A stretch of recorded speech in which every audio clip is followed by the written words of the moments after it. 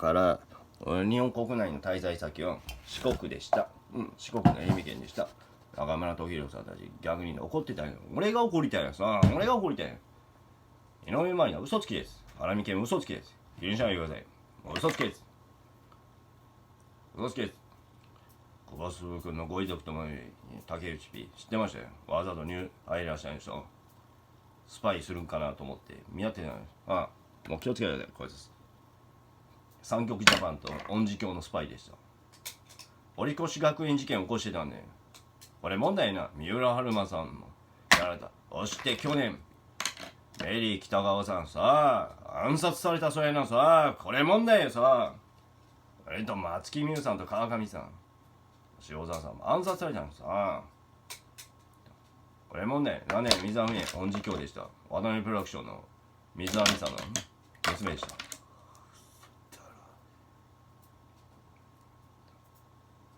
アウトやん。すいません、評判悪化してたやん。福井美さんの音事教でした。周防の娘でした。だって周防のすいません、スパイ受けてた。かさだやん。オスカープロモーションなんで女性特化やっぱりなさ、やっぱ反省してたな。やっぱりな。でも花火系が全く反省してたんで、森島やさ出演してたやん。揉めたやん。全然反省してないなさ。いやいや、井上美紀恵でした。井上の身内でした。さあ意外やろ。水上ね、吉田俊介の姉でした。さあテロリスト一家ってことや。岸信介とそっくり。吉田茂そっくりやん。道理でなすごい子あんまり岸信介と吉田茂あんま頭がならんしさ。あんま頭がならんしな。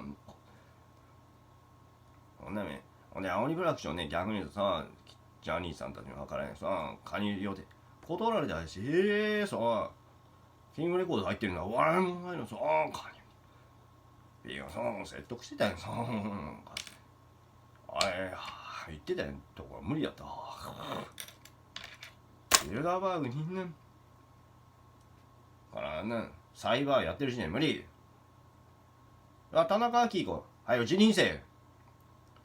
日本政府すぐ国際交流センターの法人資格取り消せ。取り消すたやん。何や暴力団対策行動破壊活動防止を廃止することでした。特定組織規制法にしたらこれでいいんや。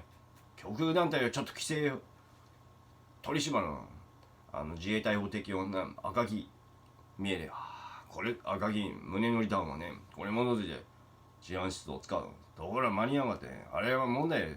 あれだ、在日外交会館襲撃事件、堀越学園事件、愚弄事件、あれは問題やん。国際問題だて。JI のサイト話してるやろ。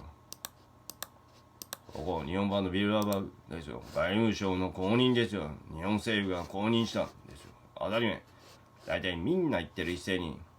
大体この状況下でどうやって今のトラウマを見せ、そう移動できねえ。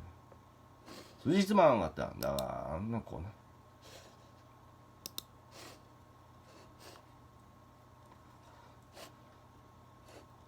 入会無理やったやの。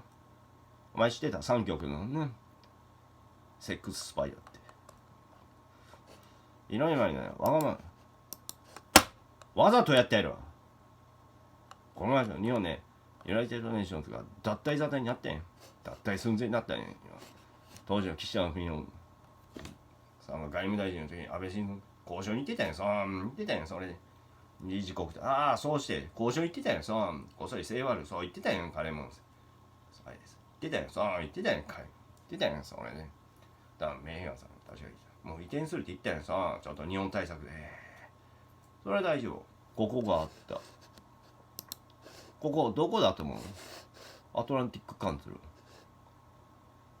ワシントン DC。よっしゃ。首都ワシントン DC。本部でした。要はトランプクーデターをしようかさ。アトランティックカンツルとビルダーバーググループがやりました。共同でやりました。ここが大人気。ダボスもダメやったら諦めな。俺に言っても無理。上に言え。俺で報復に俺を拉致したんか。犯罪やぞこれ。この前と天皇制廃止だったやぞ本当に。なんで井上麻里奈を逮捕できんの？雑魚やからほっとけって言うけど、田中昭子も雑魚やからほっとけ。共謀罪じゃん、雑魚やからほっとけって言って。逆に言うと俺はすごい彦さんさ、和解したいって言ってん。言ってんさ、俺。たまたま、折越学園、折越事件、もうこれ、アウトや。もうせ。苦悩事件も発覚や。もう三慶さんわざわざ。ね。だって三慶のヒエラさん JIA や。当たり前 JIA 投入した。当たり前、ヒエラさんも被害者やな、安保闘争。さあ、早稲田大学襲撃事件あったやん、この手さ。さあ、襲撃事件だよね。当初彼もね、今みたいにな。でもなんてインチキはほっとけって言ってるよ。参加せざるを得なくなったやん。さあ、自分の大学守ったらさあ、守ったやん、自分の子。俺で、国会議場まで行ってたやん。そう、行ってたやん。そう、ダメやん。思う七夕革命のヒーローになった。ああ、被害者やった。あっちまったやん。七夕革命じゃねえかよ、あれ。1年間もつれ。ただ、俺、設定者、学部バンドチェイジャーに日本防衛軍出動したら、そう、2ヶ月でやばいでしょ。なぜ出動沙汰になるの？もう一つあったらさ、児玉の教育がさ、一世スティンガーとか RPG さ、東西両自衛の持ってた武器をさ、こっそり買い込んでたって。ユナイテッドネーションズが調査しました。安全保障理事会。はい、もう調べたらバーニングとソニールートがやったら最悪やった。そういう子は条件付きでした。これ監視付きで減刑しました。岸信介は即決死刑した主犯だったんで、もう許せんかったね。いや、小泉さんね、現実世界の小泉さんの恨み、俺が再現しました。やっちまった。やっちまだって、小泉純一郎は元がチャタムです。皆さん私の過去のやつさ、称してさ、まだこう衆議院議員立候補前に純也さんな、私チャタムに行ってたよ。行ってたよ。こんなビルはこだわってんか。から。熱海ビルダーバーグチャタムルール、あれ、熱海もう、何も知ってるか、もうびっくりじゃん。これ、だよ、そう。なぜミーティング？これはね、さ、どっちでもいいらしい。グループにしましょう、私は。でも勢力に変わらないんだよ。黒木瞳さん、最初はジャニーさんの要請で言ってたんです。言ってたんよ、やっぱりな。もう一つは、やっぱり呼ばれたからさ、ICC に。呼ばれたから出頭命令食らってたんだ。さ、多分俺の事件じゃなくて、安保闘争とかじゃないか、安保闘争でやっぱり、ね、国際問題になったから、大体こことここと英国とカナダとこの5カ国のお偉いさんから了承もらいました。デイビッドさん最初からこの名前吉尾さんみたいな形、分かったって言って、大体ベルナード大関もってやな、どうやってんさ、安保闘争だった。だからクリンゲールおじぎねえな。なんでこういうお嬢がさ、俺もビルダーバーグ作るって言ったんやん。もう規模が拡大し、なんでな、フランスもね、ドゴールさんもそう言ってん。規模が拡大し、ABR にね、フランス国際ね、まあ諮問機関って諮問研究所作ったんやんさ。俺はジョー・レッティンガーのさ、四国の人は日露戦争お礼を込めてさ、JI ですね、参画した。その証拠に俺この時点でけどこれ説明してくれる？俺は初代理事長、私僕は私は SA 結成のため途中で離脱してない。大体この時安保闘争の時にこの方来てたんですよ。来てたんハンカチさあ、アリバイ上川君も来てた。これね、ごめん、これやらせおかしいなと思ったら戦場でカクテルパーティー。さあ吉田茂この時採決に出席済み。説明しろよこれ。さあ説明しろよこれ。かっこがいいね。日本国内閣総理大臣でふっかかない。残念なこいつパペットやじゃん。やらせでした。そう、てかな、首相やったらそう、ね、おかしいなと思った。架空やけど、東条英機を広いとね、残念、名誉剥奪されました。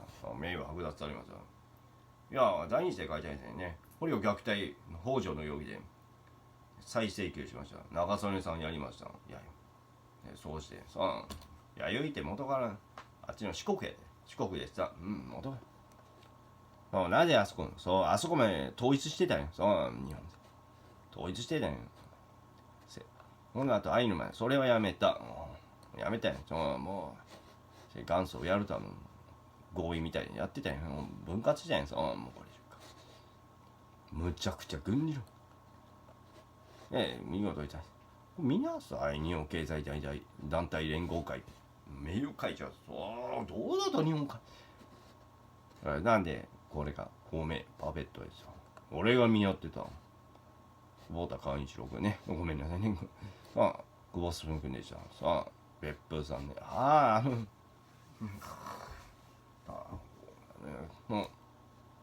で、徳永滋賀の方とは違うからね。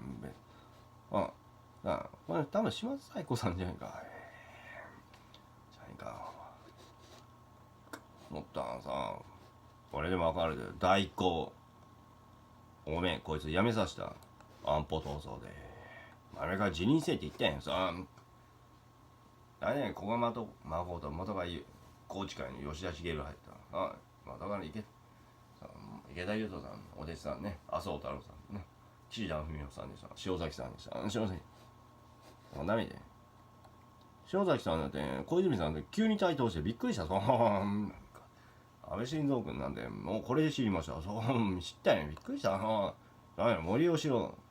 清和会やった。やっぱりな、小渕さんの件か。暗殺事件か。あれは問題やさ。だね、藤井。あれ負けてたやろ。田島さんに。田島さんに勝利したんや。そんなもんや。俺は田島さんに投じてた元から。反自民、反公明やから。分かると吉田茂と岸信嫌ってたね、最初で。よく見たらね、こういうのあったね。よう調べたら日本版のビルダーバーグだって知りました。びっくりした。びっくりした。数年前にこれ貼り付けてました、こっそり。貼り付けたの上。なんか身長やったらこういうかがこれ見なさい。あんなテロ組織平和安全保障研究所以上にこっちのは規模大きいの。むちゃくちゃ大きいやん。すごいね。軍縮すごいね。素晴らしいですね。だって3件も知ってるからね。だって安保闘争の被害者やから。あたりも早稲田大学襲撃受けた小室哲哉さん先輩やからね。先輩やったら、ね、知ってたよ。平野さんもこっそり言ってたよ。 TK 事件。そう言ってたよ。大阪言ったよ。関西ってそう納豆事件。そうだ、納豆事件の事案でこっそり言ってたよ。裁判言ってたよ。これ野田佳彦さんの場合ようやく完全に NG を化しました。さあだってこれみんなびっくりやろ。こんな法人むちゃくちゃ優遇受けてたんですよ。そんなもんや。だね、いろいろなお前テロ組織に入ってたんや。諦めな。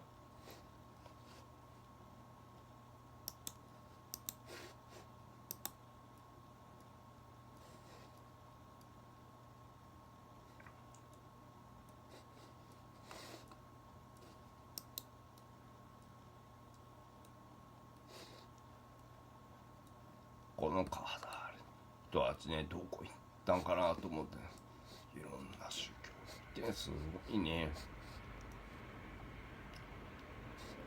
いやいや、間違ってイスラム教に入信したやろ。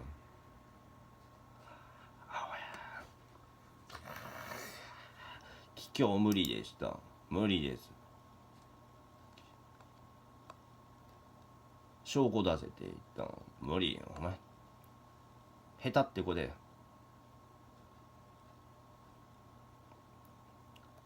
誰が死んだんや。テロリスト三笠大蔵死刑囚。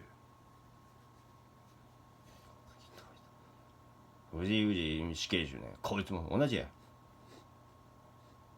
プリキュア発売やん。あれ問題ハクッと。考えたらプリキュアね、俺が首相になったら中止命令出すわ。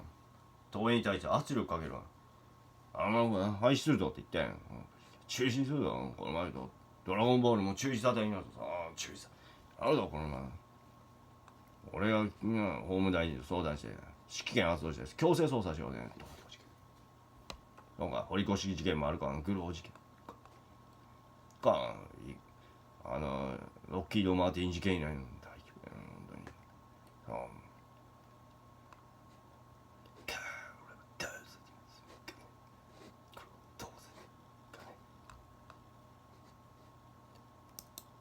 俺はエジプト結構自由ですよ。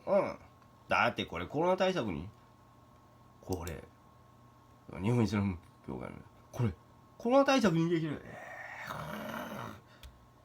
そう。コロナ対策にできた。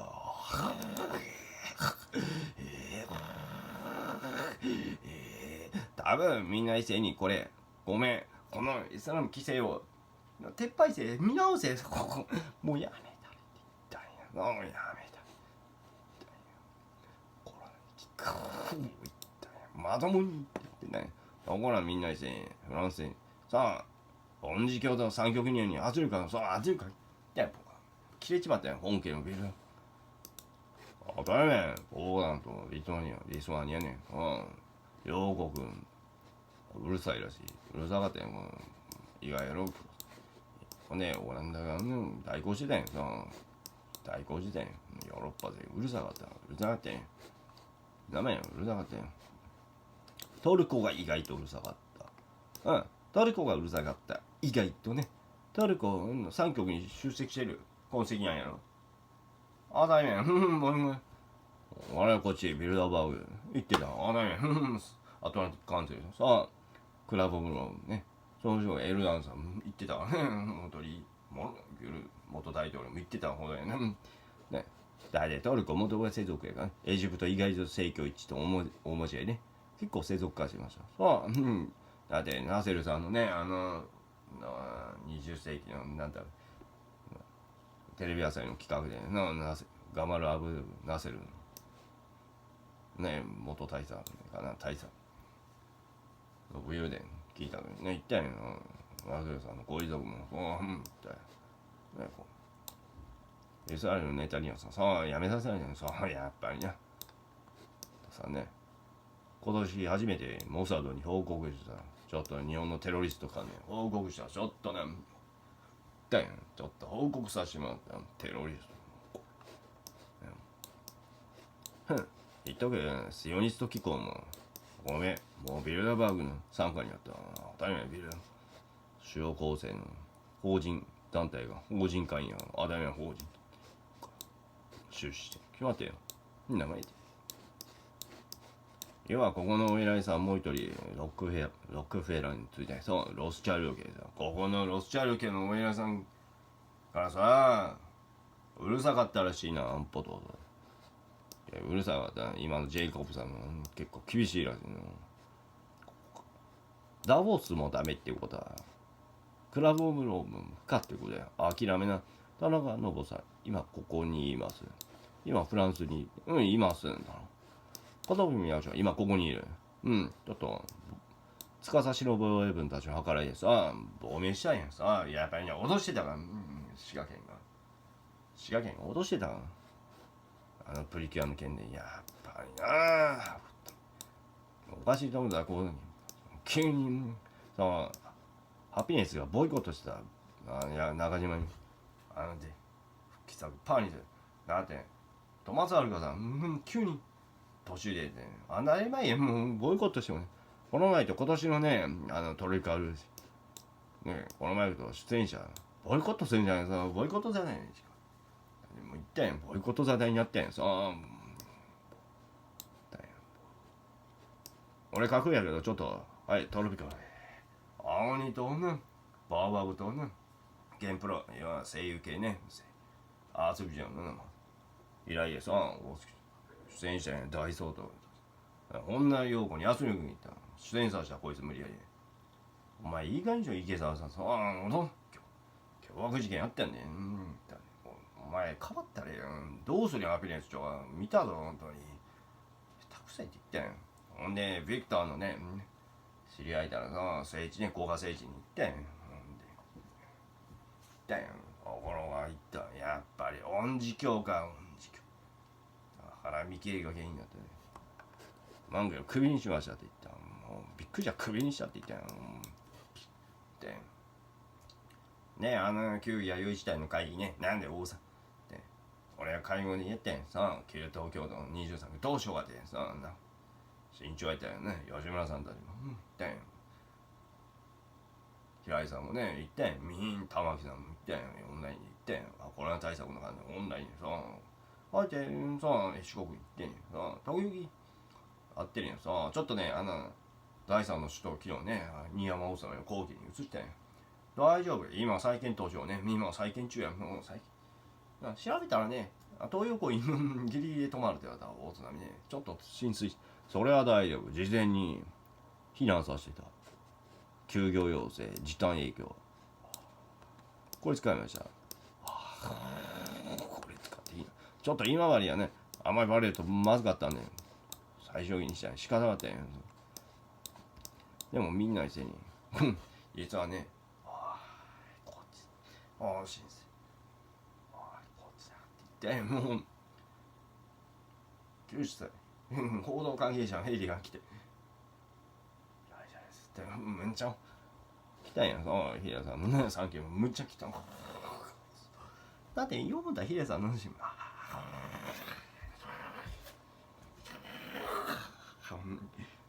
むちゃくちゃ登場ヒデさんなんでやっぱり芸能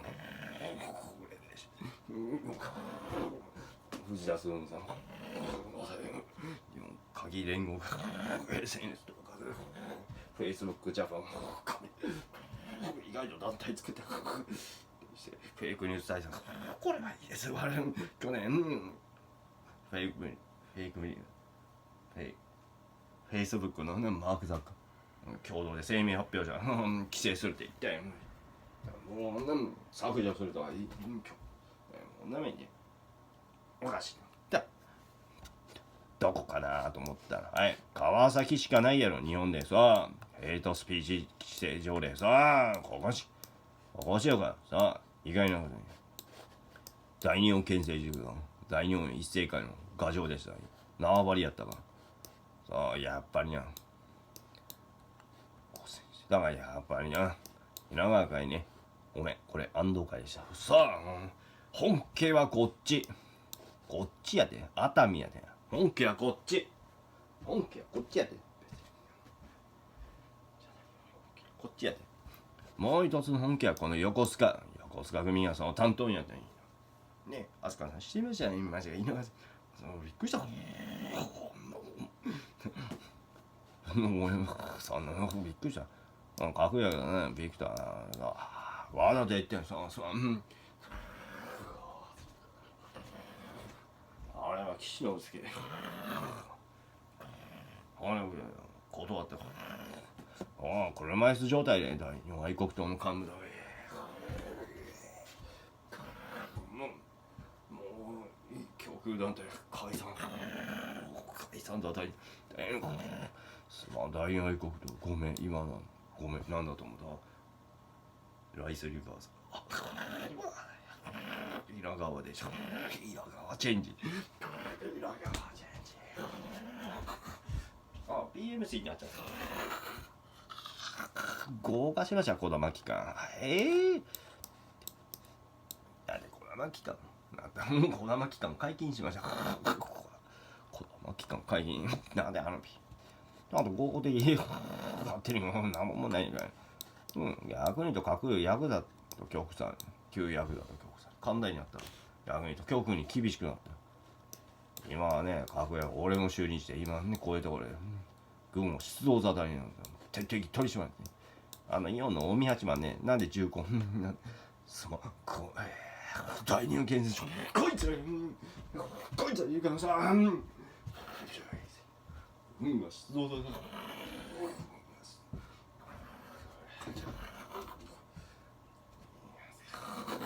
むっちゃ治安よかったよ。ああ、これどうね。ああ、外資派になんで軍が出動さ、親衛軍ね、ロシア空挺軍、足のね、第一空挺なんです。軍縮化したもんね。さあ、なんです。さあ、この時、さあ、大入権、俺、痛いやん、さあ、本来な、さあ、入場不可な、メンツもいて、カーンって言ったら、さあ、入れてくれ。入れてくれ。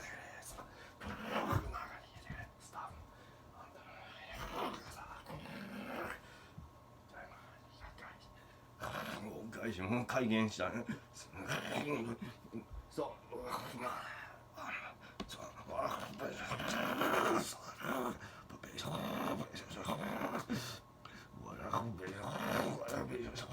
罰金1億。すみません、5000万円。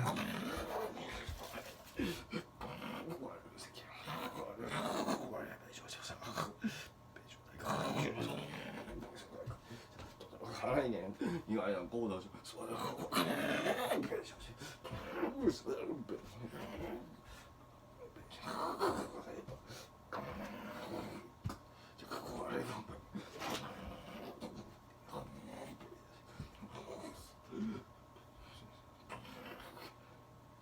いや、みんないないいないな。どうなめなんだ。青田波ちゃんね、なんで7君でした。対立したんやさ、お前とは違うって言ったんや。意外だよ、脱血。飛鳥さんもそんなのなめてへんし。ここで、ごめんな。外資のみです。ここで、バトルして。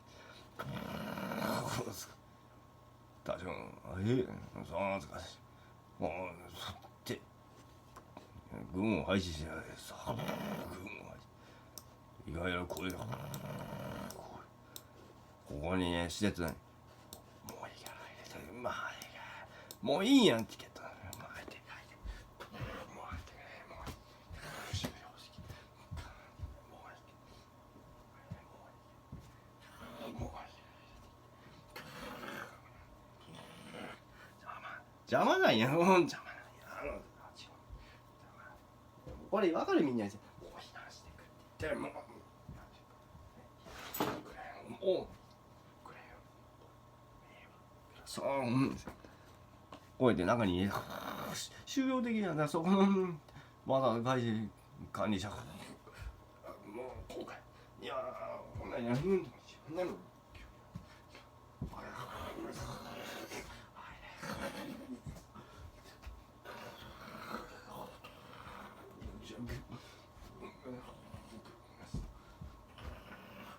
埼玉スーパーミの大の7軍中止のニュース中止の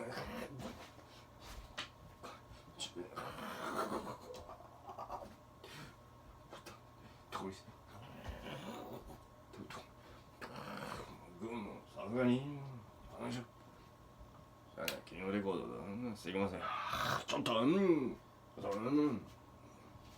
の2社にどうに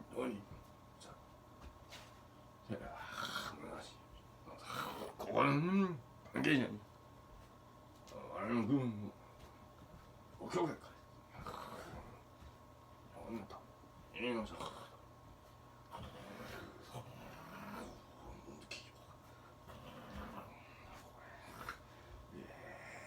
統合戦闘組ね統合任務部隊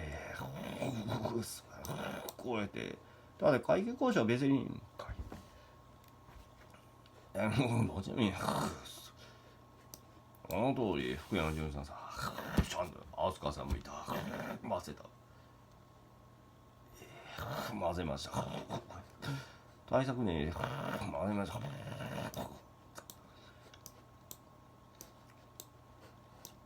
こうやってね入れんかったんでこっちのがいいなって言って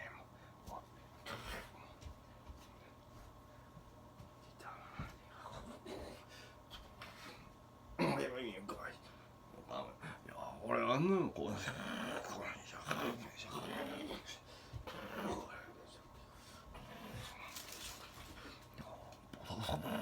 ポとさ。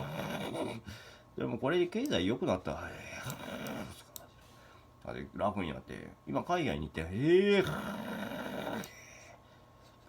この神戸震災、司忍たち、司さんがいらっしゃいまして、あったここに、子供向き、まだいるみたいさ。来たんだよ、俺やってもね。どいたかこうさん、やっちゃう。吉本興業、そう養成しません。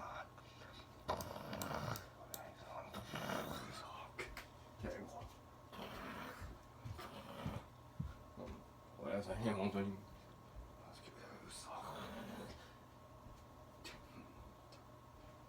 こんなもんでさ、俺をうんなさい。いや、俺の最後はポーランド啓発の。何日か。大相当。多重国籍じゃね。ピッチャーにあることなんだ。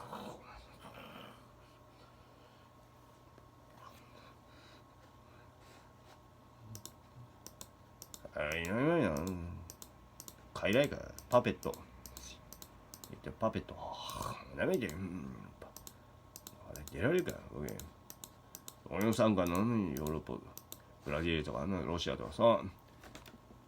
とかそういうメンツをね、加えた意外なことね、クロアチアとか、こういうメンツ意外と日本のね、分ね、加えるんですよ。こういう、俺は逆に言うと外で、あえて、デモの参加者とマジで、見てる。そんな前で、こ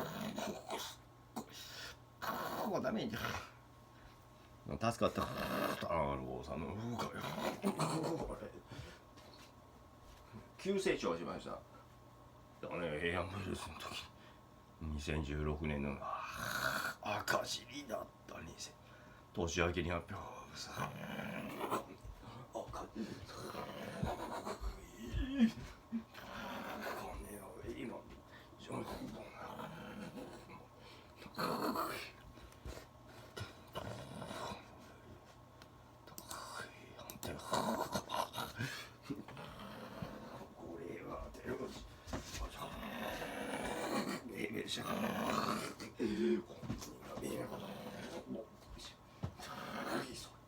今前も自分の上白中大将無理やったらみんな食え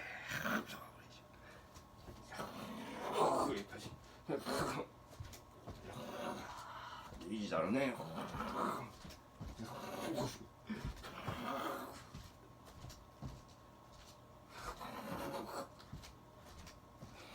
せいかな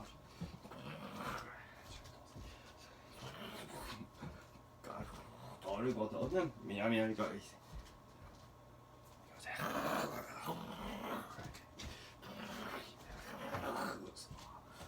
逆にと一緒になります逆にたまにユダヤ系の人もねローマ系のさこの人したらよお前いいんやもうお前あとヨーロッパから受けるよ受けるよちゃこんな目でじゃん知ってましたよお前も知ってましたよ知ってたんよ結構いいさねなんか俺の言うそんなね日本ムスリム協会から訴状届きます来ないってことは残念な無関係でしたこんなめ裁判出頭命で来るらしいな。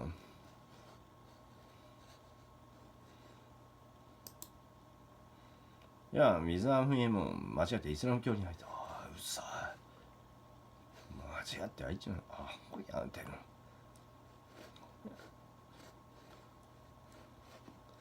俺で俺を恨んでた責任転嫁しななんで俺ばっかり責任転嫁問題や俺ばっかり責任はいもう俺名誉毀損罪で訴えようかと思ってるよこのバカなのにしょうがねえ上にだって無関係な上拉致されてないじゃんやばいなお前反省してないな岸なんですけど全然反省しないそうねすごい歴史のせいま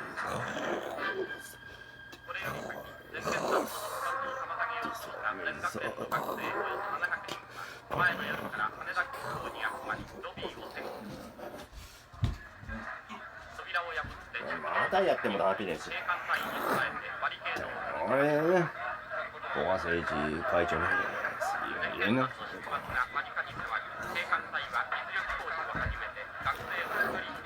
見たらびっくりした。俺見たらこう見てね、めっちゃ炎上食らったんです。叩かれたよ。でも前田さんが叩き打ち。お前やめろ。わざと圧を打っててちっちゃいやつ。しっかりこん。じゃあよせよ。いやいや。ここであらんするかな。さあどうしよう。隣のハイゼンホワー大統領が珍しそうに覗き込んでいます。結構ロシア6時行くって言ったら、みたいな。続いて日本側の藤山、石井、足立、朝霞。なんてシンガポールのリークワインさん。アメリカ側は首席全権のハーター。これ安保条約でよく採決できるな。新しい安保条約の調印が無事終わりました。大会は民主社会主義の綱領や基本政策を満場一致で可決。委員長に西尾末広を選ぶ新しい政党が発足しました。残念よ、こいつはグルでした。さあ、目指すこっちやからグル。さあ、グルやと抜刀派でした。いわゆる抜刀派やと。浅沼根次郎氏と川上丈太郎氏で委員長の選挙をした結果、3月24日の党大会で浅沼氏が新しい委員長に決まりました。これ暗殺されたし、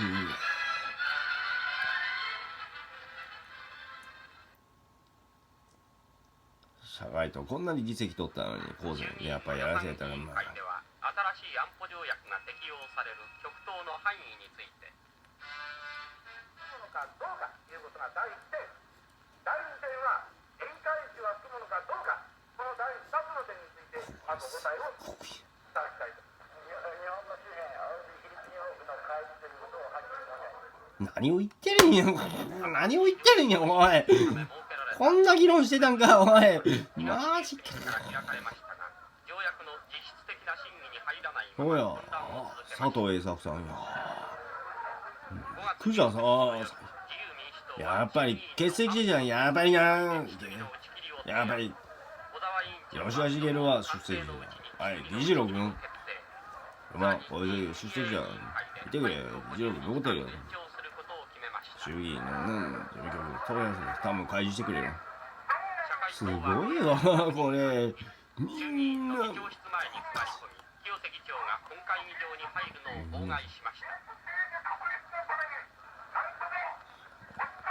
いわゆる芸能方あんまり参加してくれたら決定書の29年の警察法改正案31年の教育2法案の時に次いで3度目の警察法なんかこいつかもうこんなもん参加できる無理だいたい俺この時四国にいただいたいこんな状況がどうやって行くんやねんおかしいなったら真っ赤な大丈夫はがちさんとさ特殊一緒にさ避難沙汰になって最高もね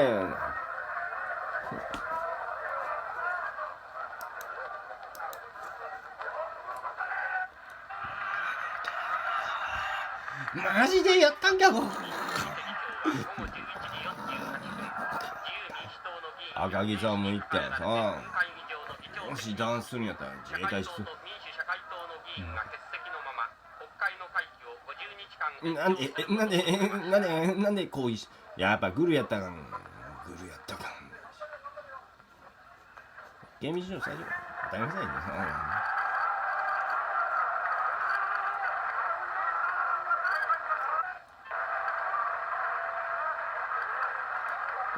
普通本当にいわゆる日本共産党もう大変0時5分から本会議を開き新しい安保条約と行政協定の条例直ちに採決に入りました。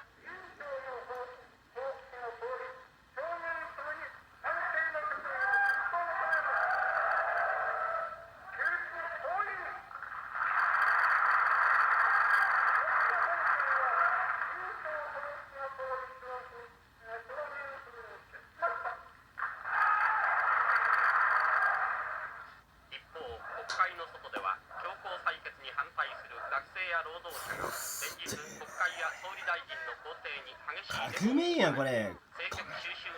どうやってなんトラウマ見つけて映せていいの無理やって。だいたいヒーダーさんも参加してるさあ、早稲田大学襲撃だな。言ってたよ。ああ、言ってたよ。ああ、言ってたよ。言ってたよ。びっくりしたよ。さあ、こっそり欠席してるからさ。したよ、もう。日本を訪れるアイゼンハワー大統領の訪問準備のため、6月10日、パーティー秘書が羽田に着きまし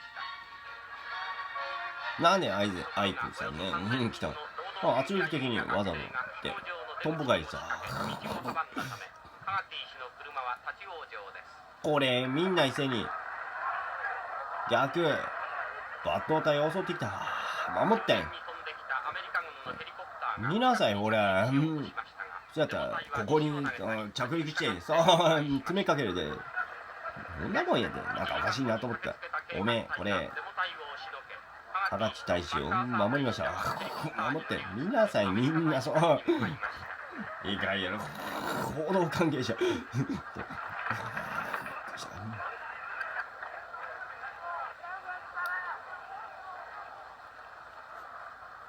これじゃビルダーバーグにだね。ビルダーバーグの実行犯でした。悪いねビルダーバーグギルド JIA の結成を祝賀へ。こういうことだ。でも実際にも無関係です。これは上川君が当時冷静に指揮してた。ダメ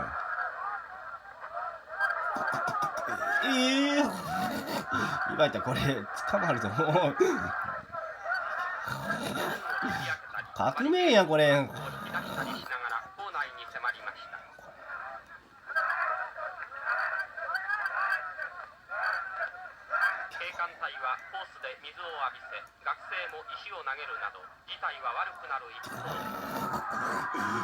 赤木さんもしかしてこれやったら悪化したらさ砲撃するぞ。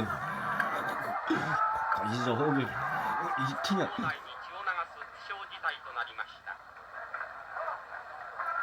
こんな状況で笹川雄一さあ笹川雄一さん市長さんできるかこんなもん。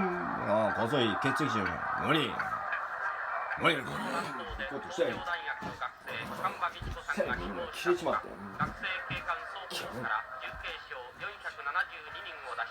たよ。国民さん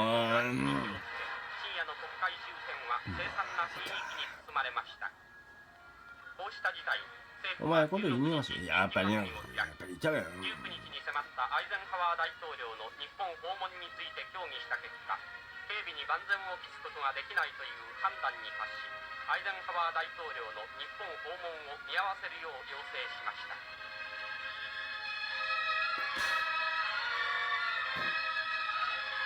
バカだと思った。お手残しもたな。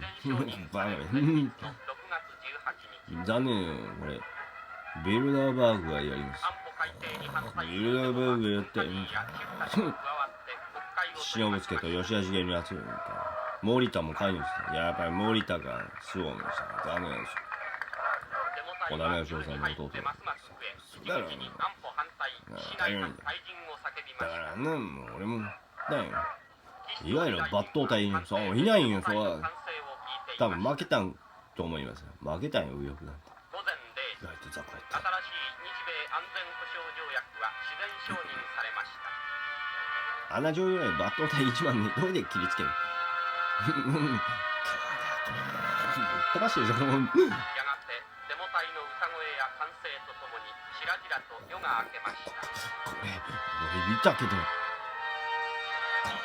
日外務大臣公邸で藤山外務大臣とマッカーサー大使との間に新しい安保条約の批准書が交換され、新条約は効力を発しました。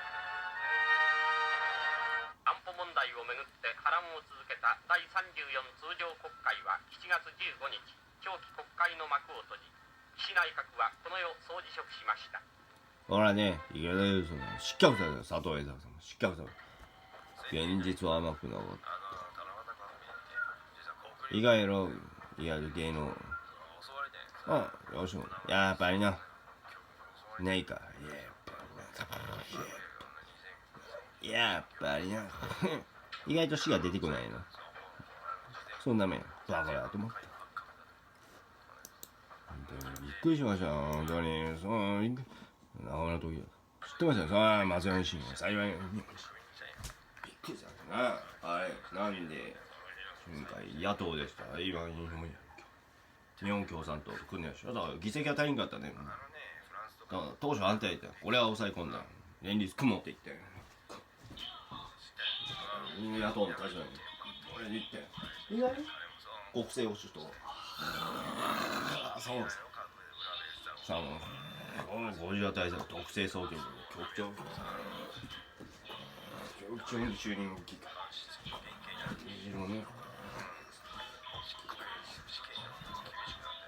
ね、深志信じゃなくて別の人に、なのにで、すいません、痛い、結構参考になった。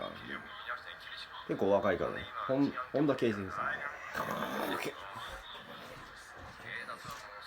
オリンピック中買うよ言ったよ。なんで大阪なおみさんは絶対ちょっとせっかくだよ。そう無理や言ったよ。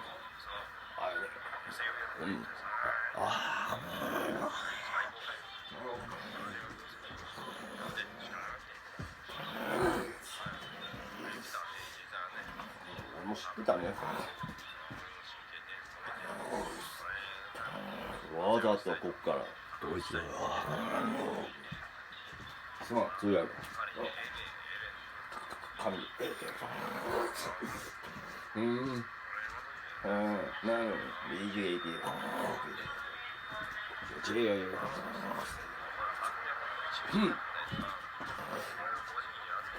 あんなの5時の出演からこれは全くない元からんねん。そんなもんじゃあ当たったんすよ。びっくりしたよ。第2のビルダーバーグ結成してさ、びっくりした。これがセイワールドです。ガジュやん。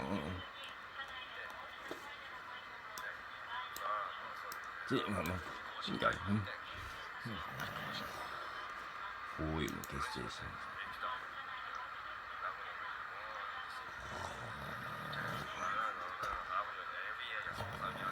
大西洋鍵盤のビルダーバーグ。日本対策の件で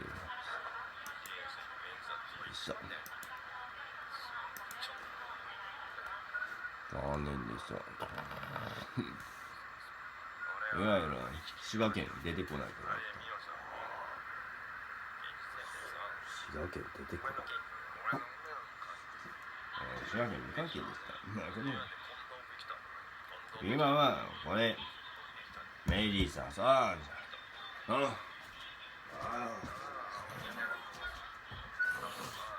堀越学園事件さこれなんだよ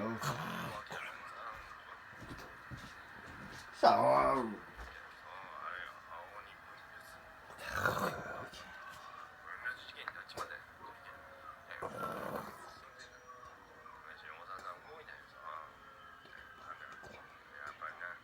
大丈夫、小渕恵三さんの件がうるさかった。こ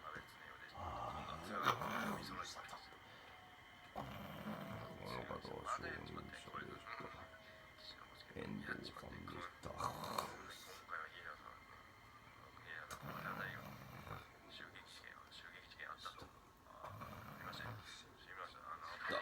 YouTube 見たのメイさんがいてシェイルさんでさいつきちゃんでさ結構見てるよ。だって遠藤さん結構だって中島みゆみちゃん知ってたのにやっぱりね影響いやそうか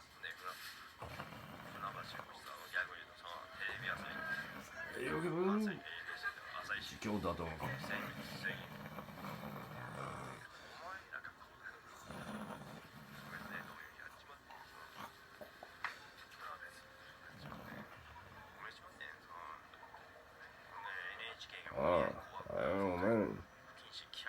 これどういうの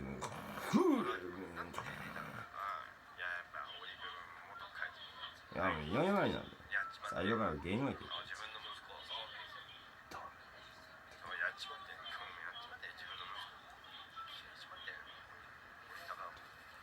こいつテロやってたよ。いやお前俺が証言する。これ俺が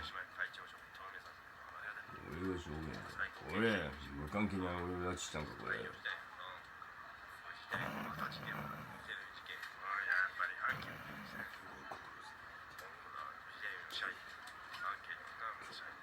どうやっていくんやろね。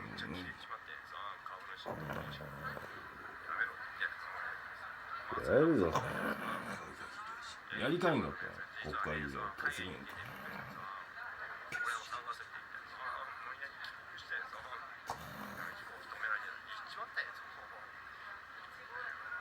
わからんかったんでサイバーやってるんやこいつら。戦争ってことやな。もう無理だ。大体俺は最初から言ってました。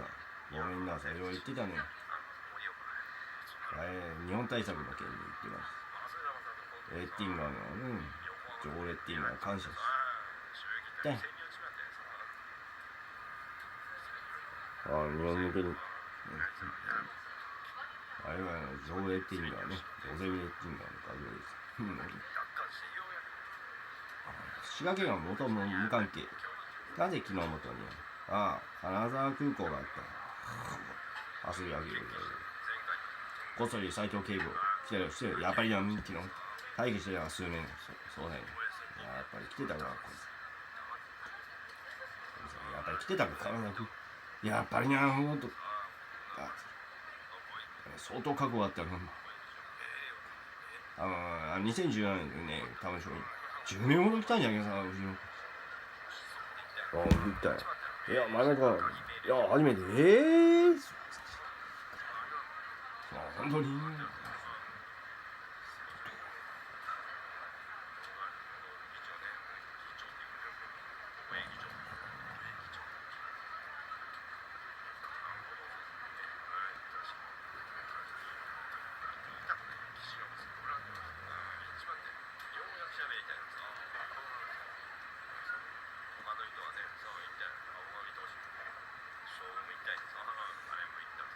四国に対して用意周到すぎた組織的だった。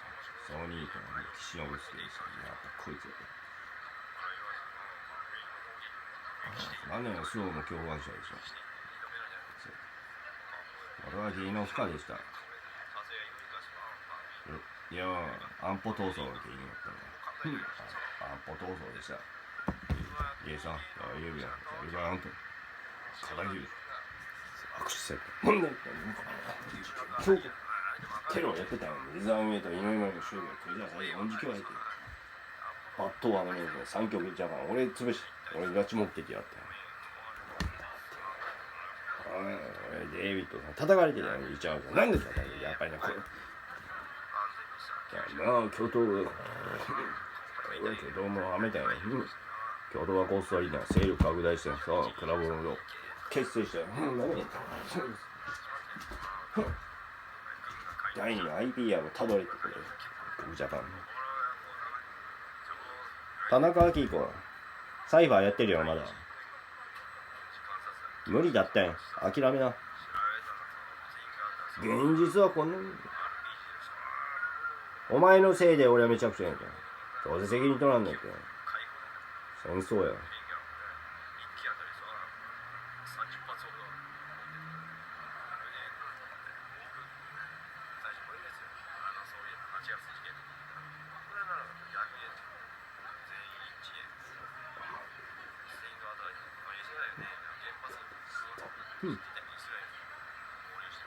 ロシアがわざと誘導してやりました。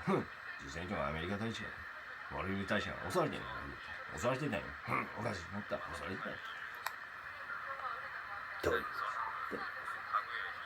ロシアが国がいない中ロ両国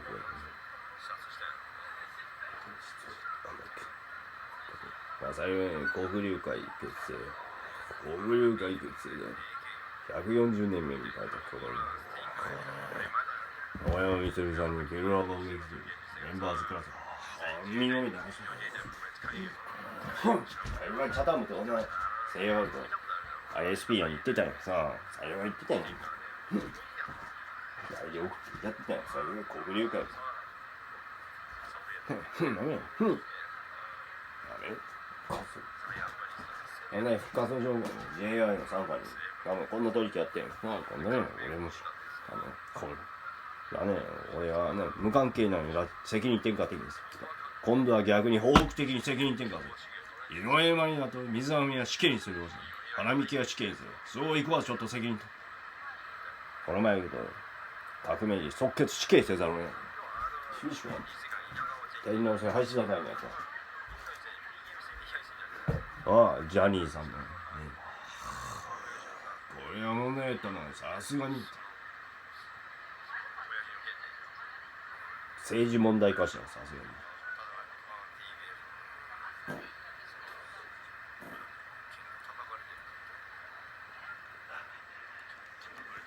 さすがささい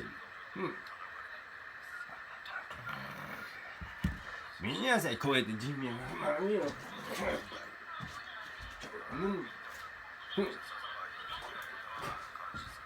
こっそりかつ今はねこっそりかつだって格好が君ろこれが物的証拠あれが証拠を出しよ言ってたよあれもこれいやこの際に最後に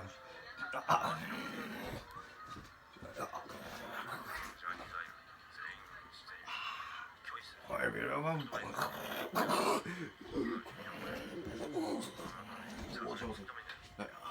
こっそり周囲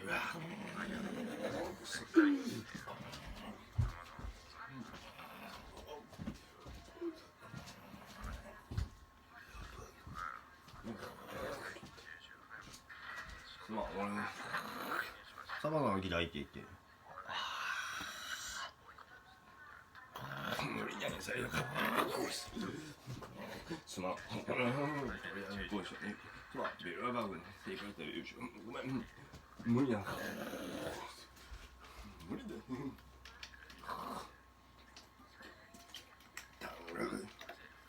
いませんねいません日本向けでした大体これなんで日本語なのびっくりしたなでちょね急に消えた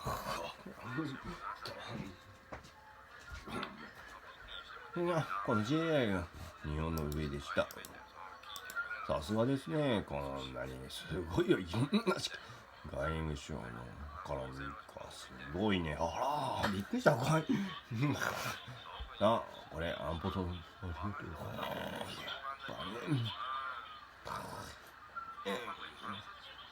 この後久保君がさあ俺わかるパペットだって言った大体こいつ言ってた議事録残ってるよだからね森吉のね小泉さんたち失脚させたこいつ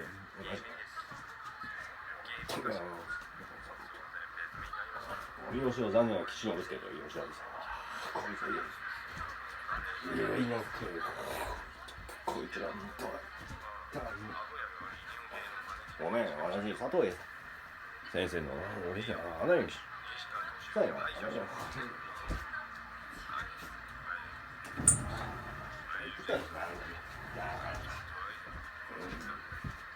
ダメなの安倍晋三ボス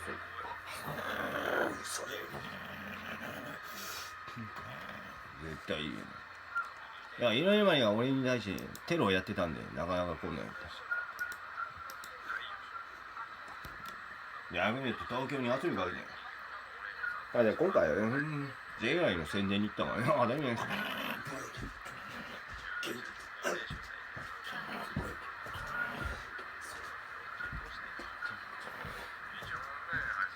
外務省から認定田中昭子ね、何で言ったよ。マスクちゃんよ異常や狙われてやっぱな稲川山口組と住吉会の三大ヤクザのそう斎藤裁判やっぱりな警察これやっぱやっぱり司の分たちやべえね、まだ愛知県にいるから、だから、あそこに、東京が、知らんけど、ここを潰せって言って、あそこに行ったよ。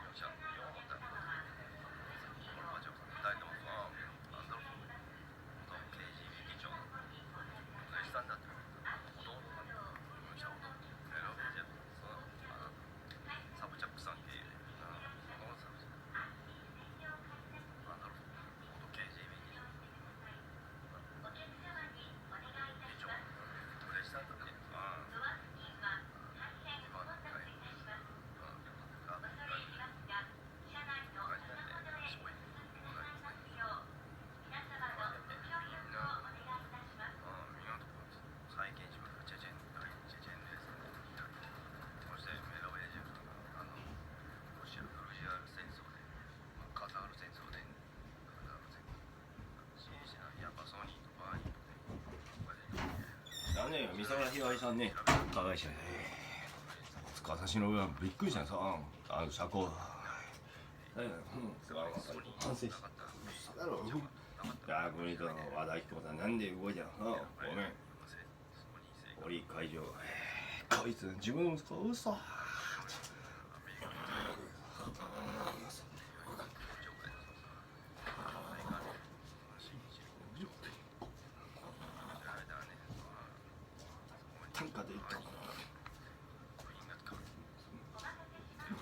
音事教の大部分。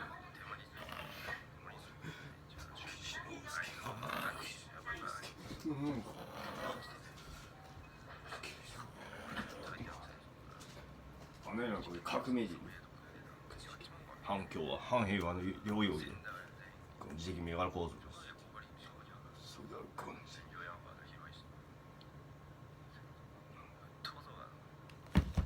内乱罪じゃなくて別に要は殺人罪だ。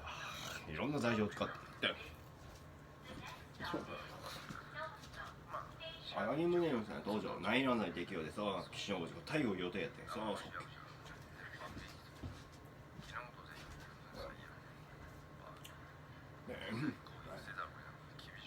実際自衛隊の実戦そう使いまでそう試してみたいなアメリカ製の武器とかそう最初ね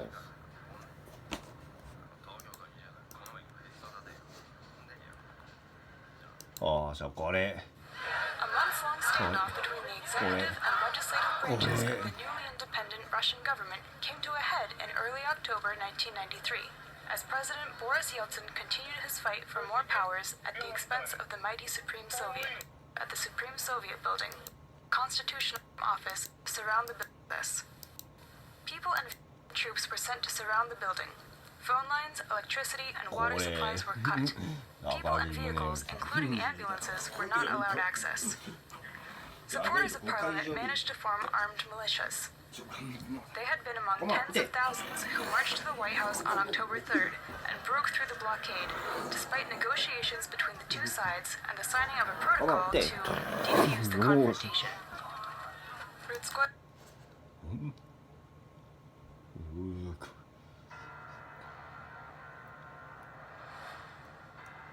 The White House, as Muscovites know it, is the bright marble building at the very heart of the city.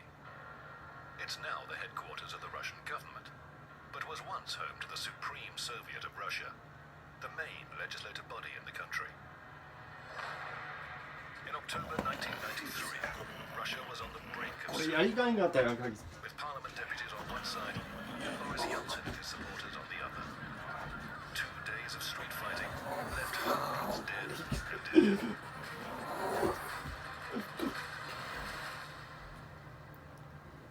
やりかんかったもうみんな語ってますよ当時あれオクトーバー Not far from the Supreme Soviet building is where Svetlana Kuzmina often comes to visit her son's grave. この前はブラティフライ Sergei で was only 17 when he died in the turmoil of October 1993. The official record sasays he was killed by だ multiple ね I asked the だねだね prosecutor's 誰が office for 俺 my に son's 喧嘩売って clothes to see where he was wounded. They didn't give them to me and destroyed them before the investigation was completed. だね College student Sergei was a supporter of neither the president nor the Legislative Assembly. He simply went to the White House with a friend to see what was going on. On the eve of his death, Sergei argued with his mother. A month-long standoff between the executive and legislative branches of the newly independent Russian government came to a head in early October 1993, as President Boris Yeltsin continued his fight for more powers at the expense of the mighty Supreme Soviet. Back in March, Yeltsin had announced on national television that he was taking on extraordinary powers to govern the country.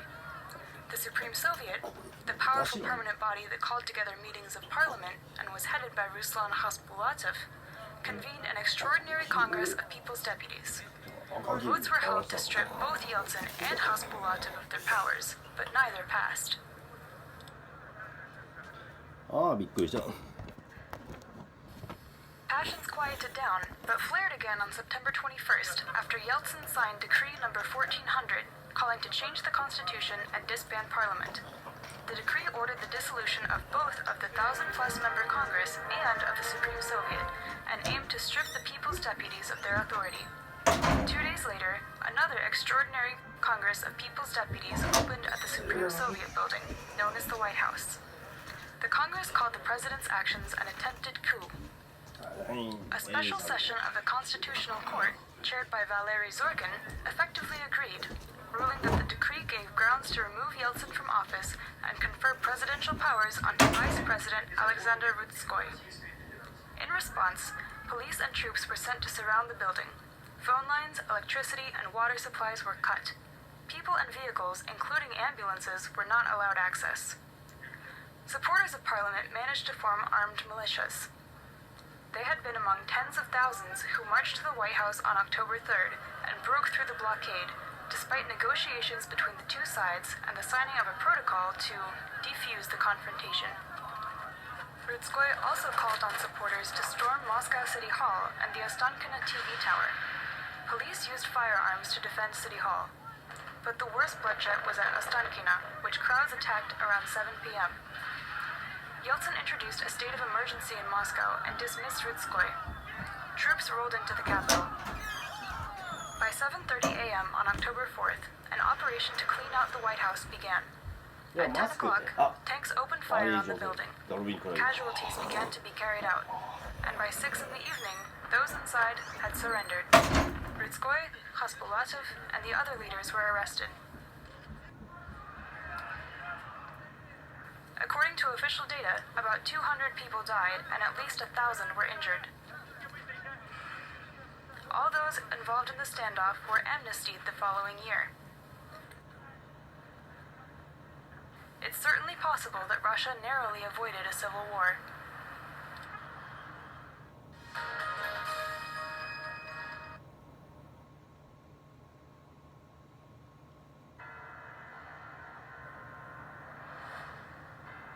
The White House, as Muscovites know it, is the bright marble building at the very heart of the city.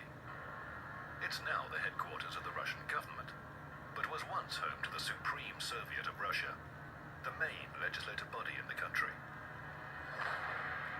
In October 1993, Russia was on the brink of civil war, with parliament deputies on one side and Boris Yeltsin and his supporters on the other. 2 days of street fighting left hundreds dead and injured.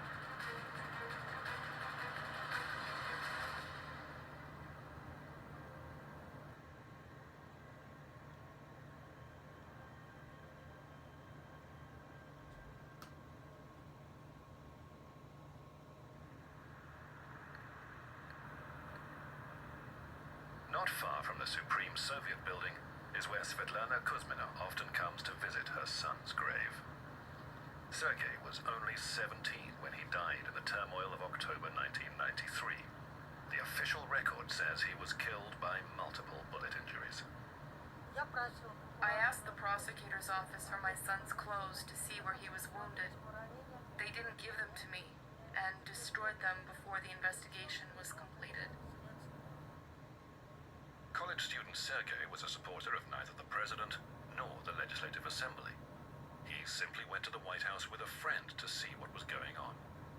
On the eve of his death, Sergei argued with his mother. He said, "Why don't you vote? Why is it that you vote for father instead of him? I want to vote for myself. That's why I'm going there, to find out who is right and who is wrong. I want to decide my country's fate." Sergei would never see the final moments of confrontation between Russia's parliament and president. Yeltsin, who controlled tank divisions, would give the order to fire directly at the parliament building, with shells pounding the offices of the Supreme Soviet chairman and the vice president, who sided with the deputies. People were watching from that very bridge, welcoming each shot with applause. That's the kind of people we are. We stood there and clapped. Tank shells were fired at the Supreme Soviet deputies. They had once been Yeltsin's colleagues. In August 1991, there was a communist coup to prevent the collapse of the Soviet Union. At that time, Russian President Yeltsin and his followers took refuge in the Supreme Soviet building. Yeltsin won that battle and the White House survived. 2 years later, Yeltsin and those same deputies found themselves on opposite sides.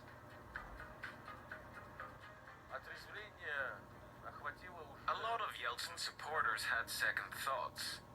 If in 1991 I had been the only one in Parliament against the collapse of the Soviet Union and against the ratification of the necessary agreements, by 1993 most of the deputies shared the same view.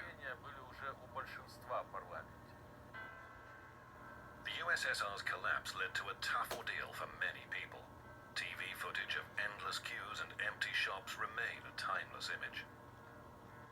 Thousands found themselves way below the poverty line. The old economic system crashed overnight. Among those who supported Yeltsin, such as then Prime Minister Yegor Gaidar, there were calls for radical reform. Yeltsin was aware that the Soviet Union's bankruptcy and lack of currency to buy grain had resulted in an economic disaster. It put him in a tough situation that had to be dealt with. In April 1993, the people of Russia voted in a referendum on supporting the president and his reform program. Almost 59% backed Yeltsin. However, each side of the political conflict interpreted those results in its own way. There was a moment when an agreement could have been reached. But then Rutskoy and Khasbulatov said that only drug addicts and drunkards voted for Yeltsin, and things spun out of control again. Russian citizens have seen what the deputies that they had chosen are really occupied with. The same faces behind the microphones, saying the same things, calling for an overthrow. Deputies began to block all of the president's initiatives. Economist Ruslan Khasbulatov, then Supreme Soviet Speaker, openly claimed that the president was behind each and every economic and social disaster. These disagreements took root above all in his expansionist ambition, in his longing for dictatorial power and tyranny. And economic reform only exacerbated these disagreements. In the last days before the crisis, Ruslan Khasbulatov showed his colleagues a flak jacket that he wore under his shirt. Even then, the possibility of military confrontation between Parliament and the President was considered a joke. Nobody could possibly imagine what consequences might follow. Parliament deputies decided that at the next conference that they would vote to initiate Yeltsin's impeachment.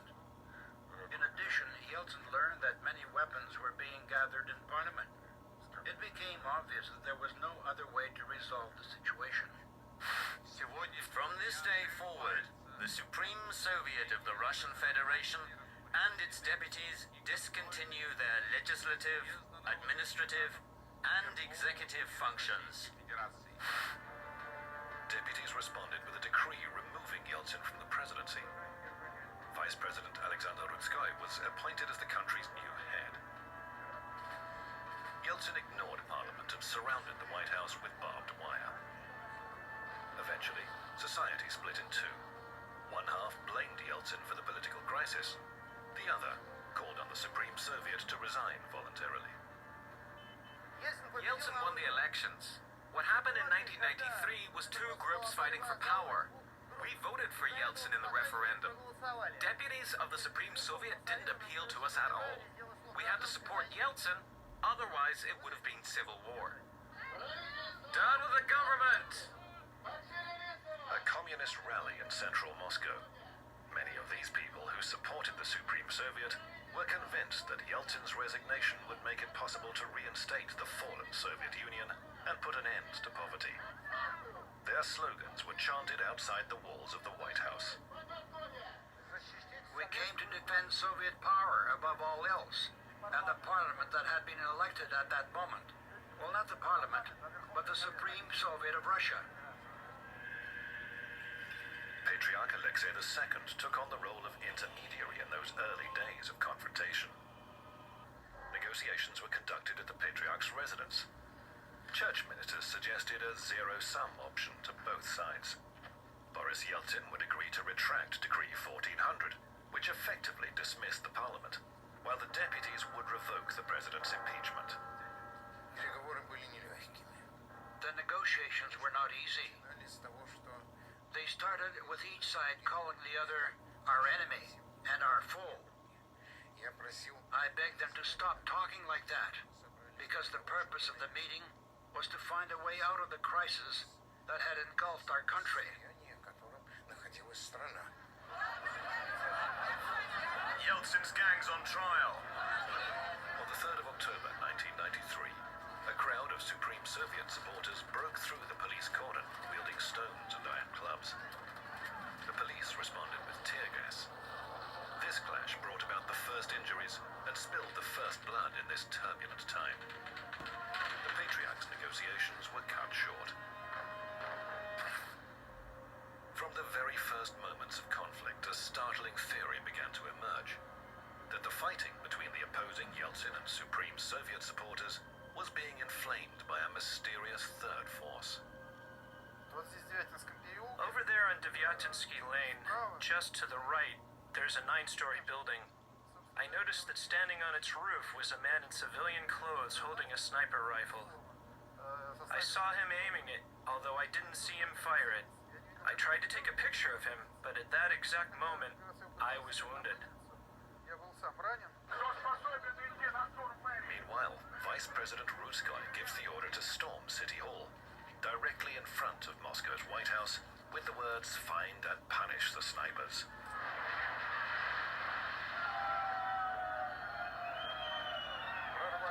So they broke through the cordon. What for? To take the building? It's not going anywhere. The goal was to grab the rats hiding within. They managed to escape through the hotel adjacent to the White House. In just a few moments, City Hall is captured and the police surrender. The operation is commanded by General Albert Makashov, a communist known for never mincing his words. Cut those telephone connections off. Kick the f***ing bureaucrats out. Both Khasbulatov and Rutskoy, who's a military man himself, fell under the wheels of the most radical group of White House defenders. And these two were not in charge anymore. It was the chiefs of the military units who were in command, and they had absolutely no need for negotiations. Meanwhile, Rutskoy set a new objective: to control the broadcast network by occupying the government-run Ostankino National TV Center. Transport is readily at hand. Trucks with full fuel tanks captured from the police. Vitya's special forces under Yeltsin's control also head to Ostankino. Captain Igor Chekalayev was given an order on this staircase: hide behind the second-floor parapet and secure the building until the end. The position that the soldiers were forced to take up put them at a tactical disadvantage, but there was no other choice. You could only shoot from this position, which left your chest completely exposed. And if you were on your knees, you couldn't see anything. So we were just sort of bent over. They were afraid to shoot right away. I remember it well. They gave us about 3 minutes to make a decision. General Makashov ordered a TV cameraman to be brought to him so he could deliver a speech live on air. But Spetsnaz officers refused to obey. A rally broke out at the entrance to the TV center, with more and more people joining in every minute. The majority had no idea that Special Forces soldiers had guns trained on the crowd.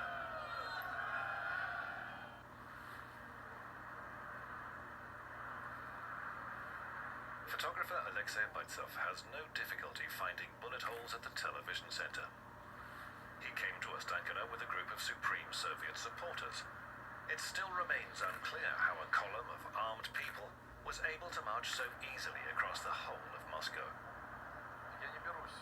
I'm not the one to judge who was right and who was wrong. My first duty as a reporter is to document the event. Commenting on it isn't my job, but the fact is that at this very spot, they were shooting at me. And not only me, that's for sure. At around 8 o'clock, the first attempt to break into the TV center was launched. They used trophy police trucks. Special Forces soldiers who were holding the line inside remained silent, further provoking the attacking mob. I said, "Let me shoot the radiator. They're coming in." And the reply was, "Don't even think of opening fire." That's the sort of command we were given. The people here were already on edge, afraid of those coming inside with weapons. And there we were, sitting around like cannon fodder. In this picture, one assailant holds an anti-tank grenade launcher. They had easily seized weapons from the officers who had been guarding City Hall. According to the Special Forces version of events, the first shot at the Ostankino TV center was fired from this very grenade launcher. As a result, one young soldier, Nikolai Sitnikov, was fatally injured. In response to their comrade's death, the elite soldiers opened fire indiscriminately. Anyone at the main entrance was literally doomed.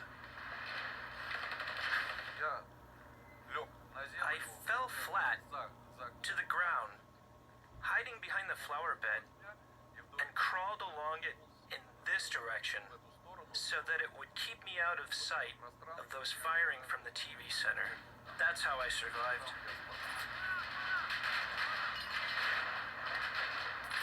There was one man who called out to the Special Forces officers, "I'm dragging an injured man away. Don't interfere or he'll die." When he turned his back to the officers, there was a burst of gunfire, and he dropped dead. Reminders of that battle remain to this day. The bullets that caused these holes at the TV center were fired by both sides. The investigation took a long time, but special forces eventually conceded that their story about the first shots coming from the assailants was false. We tested the grenade launcher and visited the internal military training ground. All of them told us point blank that the grenade launcher was not fired inside the television center, and that Officer Sitnikov's death has no relation to it. Nevertheless, the majority of Muscovites who took to the streets that night in support of Yeltsin were convinced that the Ostankino slaughter had been unleashed by supreme Soviet followers. At the rally, they called for people to take up arms and defend democracy. Similar appeals were heard on TV. As a result, after the rally, people really went to the White House the next morning, and some of them died there after being shot by their own government troops.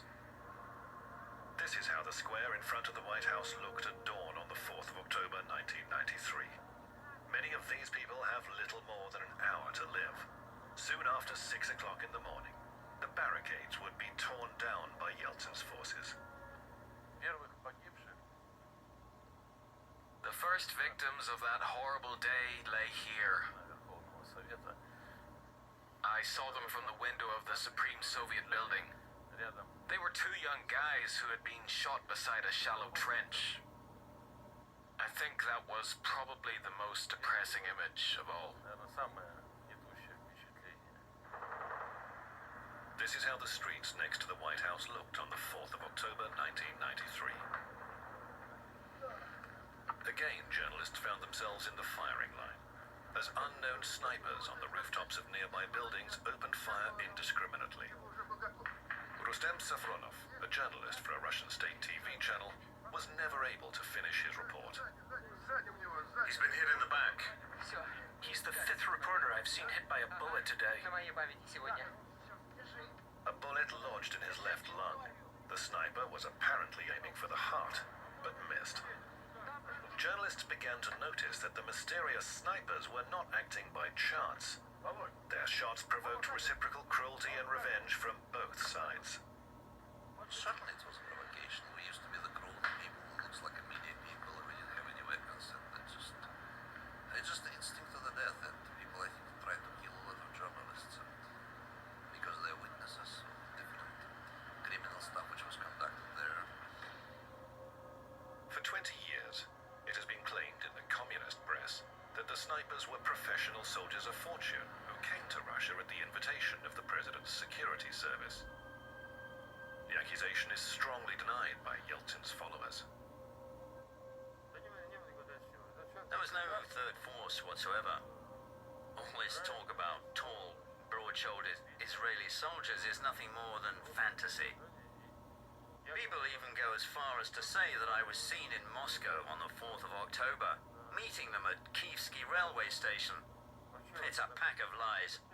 I was at Yeltsin's side until the end.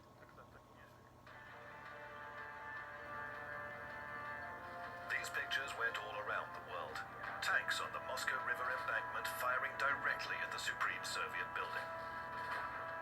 At this moment, former Vice President Rudskoy appeals from inside the White House for the military to rescue the besieged deputies. Pilots, if you hear me, take off. I beg you. Save the dying people. They had to say something in their defense. So they lied that they had used blank or wooden shells. But the building was burning. Remember how much time it took to restore it? How could blank shells cause such damage? Deputies get together in the conference hall on the 5th floor, where there are no windows. As they hold their last session, it becomes perfectly clear that the army will not back the Supreme Soviet. Rumors soon circulated that Yeltsin had issued an order to his security service. Khasbulatov, head of the Supreme Soviet, and presidential rival Rudskoy are to be finished off, without trial. I had a loaded pistol in my right pocket.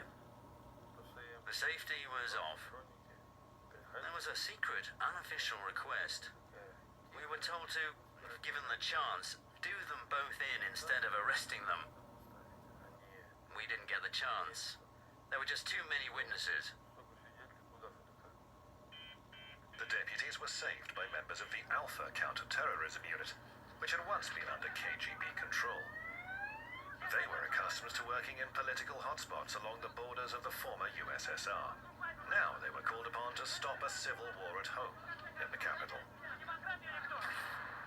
In the afternoon of October the 4th, while under fire from snipers, Alpha officer Sergei Kuzmin began negotiations with the deputies inside the White House.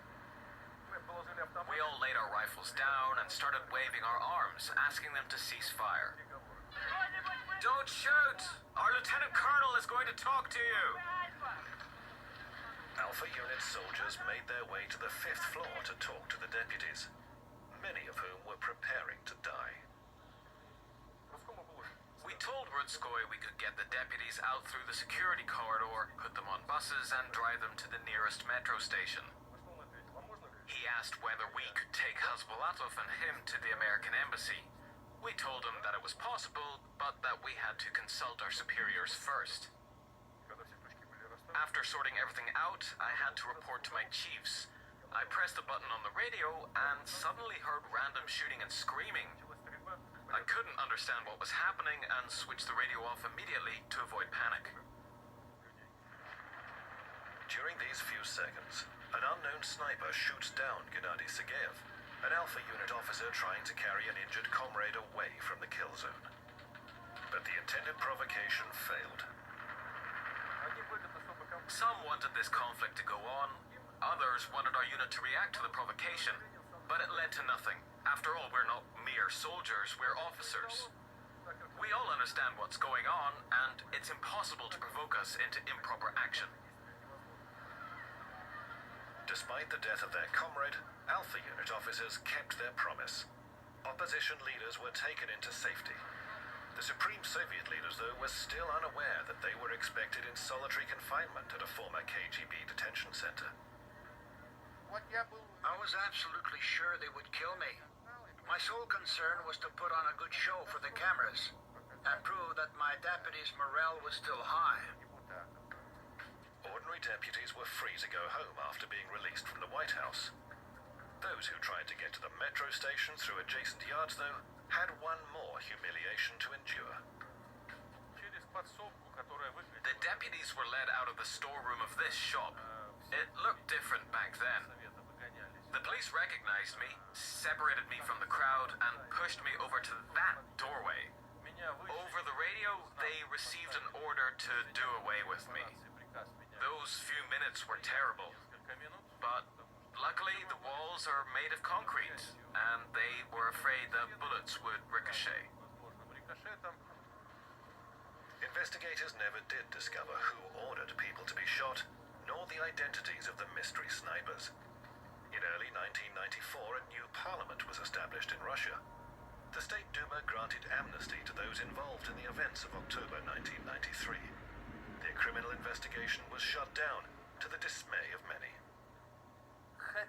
Whether the state leaders liked it or not, a lot of the authorities' actions that came to light during the investigation should have been deemed nothing less than criminal offenses.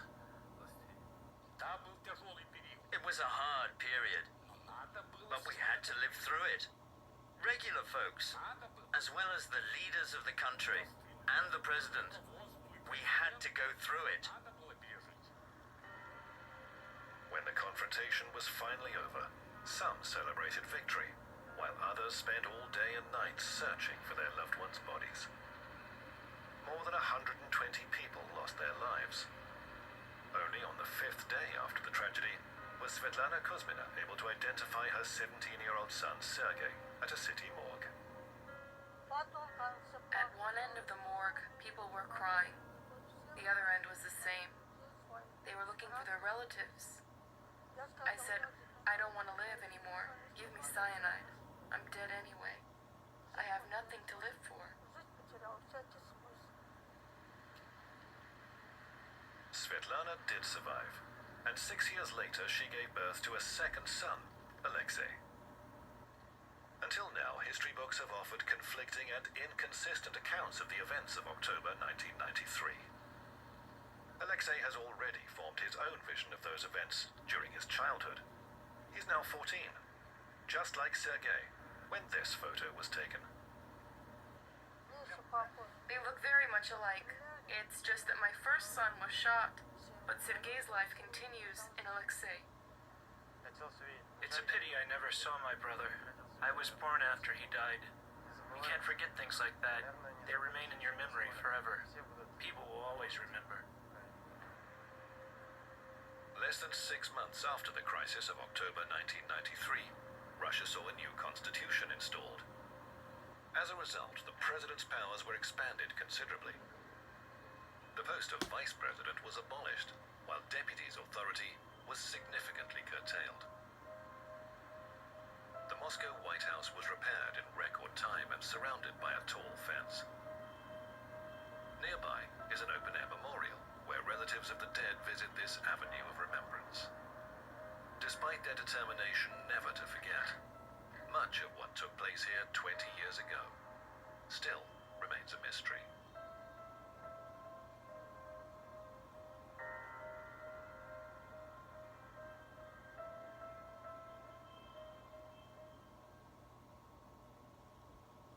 Russia was in the middle of a constitutional crisis when the president, Boris Yeltsin, ordered the army to shell Moscow's White House, the building housing parliament, on October 4th, 1993.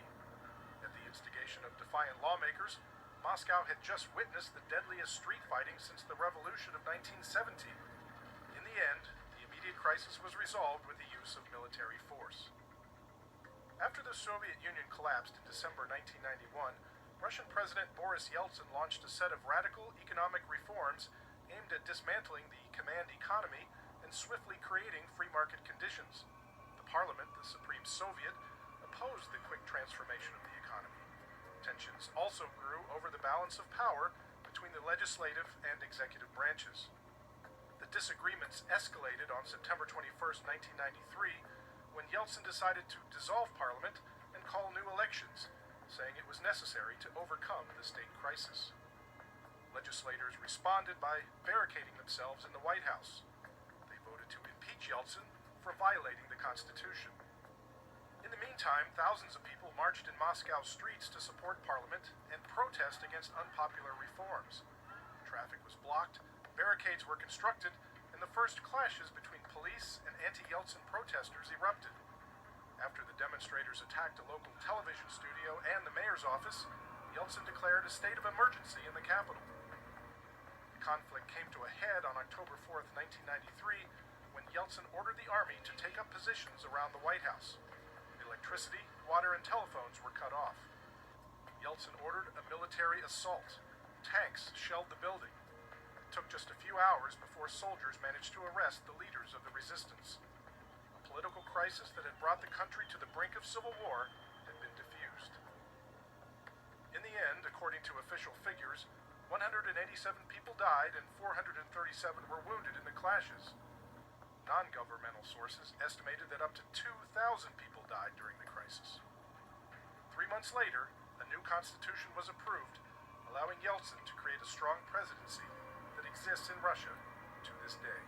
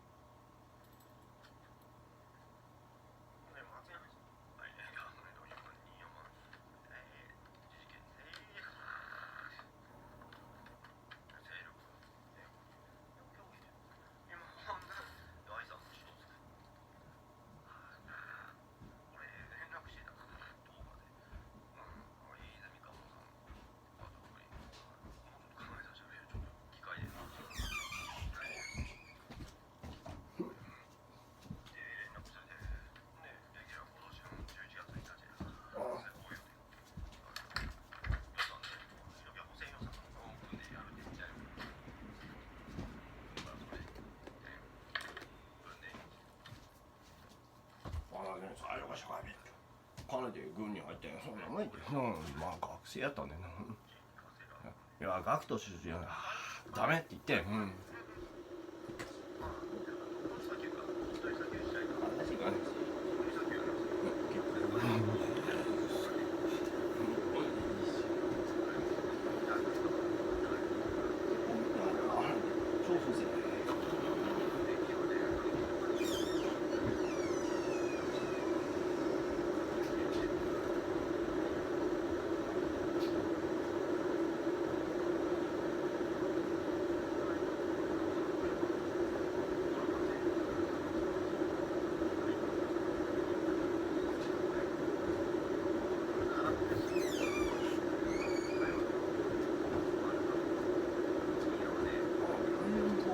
多重国籍来て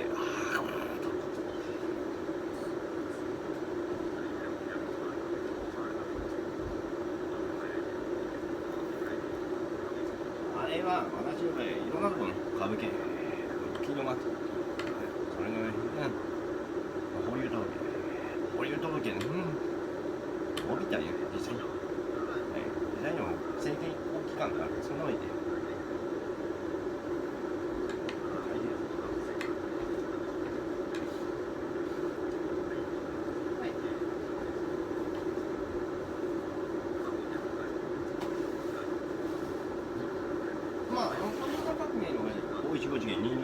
戦場から私もさ渡したんでなんか今度は我々合法的に政治私立普通に議員できた合法的にクーデター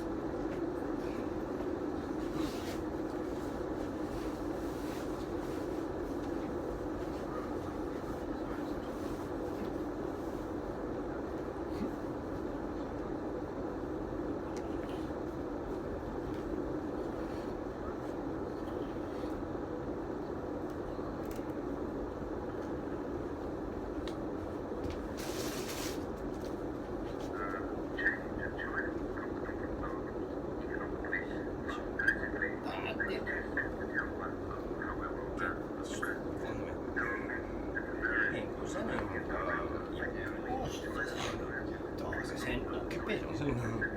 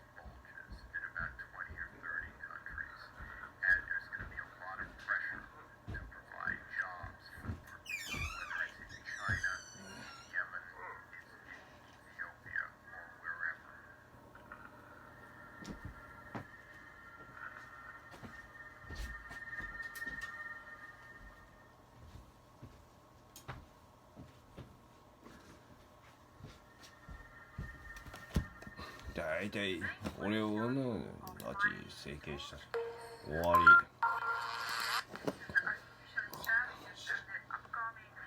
Silicon Valley provides a unique ecosystem, basically in some sense a network of 現実は a なんか very ね strong university that's very applied, that is all about working with the real world, doing basic research and この方がでその小学校4年生から、まあ、今みたいな状態4年生になってそれから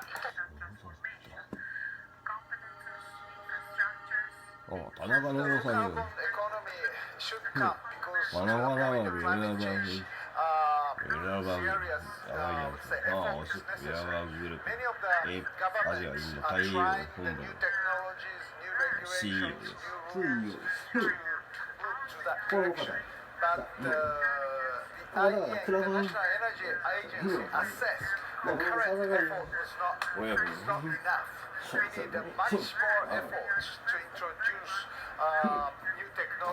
爆買いがこんなの SOE じゃ発展します。ほんでもありがとうございました。私は残念ながらデモ隊と同じで外でやってました。外からね、大抵その外で窓から入れて小田さんの5分で俺がカルテル対策でSo hydrogen can be used. And also hydrogen can be used for steel, cement, some of the industries where the decarbonization is very difficult. So that's another area. The third one will be the hydrogen could be the new transformation for the sectors of the oil or gas producing country. あれ知ってたよ。無謀の事件さ井上まりのこいつや荒見家こいつやテロやったよ。大体7区でもさついんだけど済んで入院者がやってんよ。水は完全に事故です。あいつやったらさ後頭部強打してるよ。後頭部強打してさ走ったやつ急に栃木から東京で通るぐらいな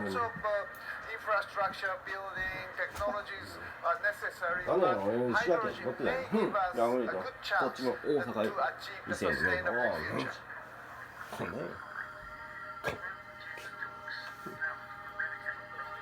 意外と関東だよこれこれこれ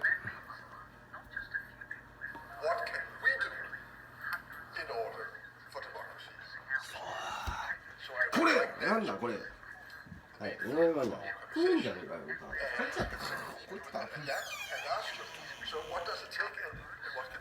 これ多分かなえちゃんもしかして井上ねえおいやめサイト荒さいじゃないんだよ言ってたあそこさんい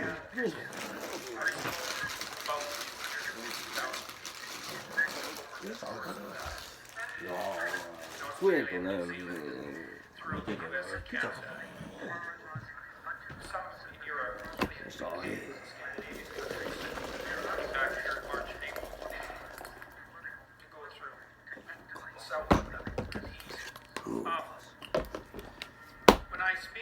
意外に石垣で噛んでないよ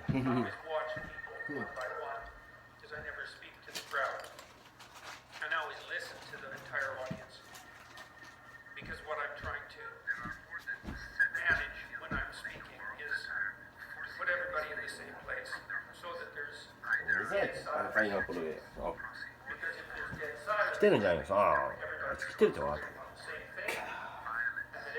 なんか俺をストーカーしてるって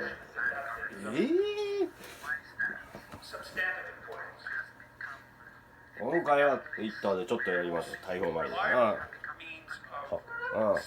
ツイッターで通報しましたおいって言って来てるぞってあいつ来てるぞってもう知ってたではいやいや高島ルートへと高島経由でさ伊丹空港にあるさボマあれない飛んだしさうっそいや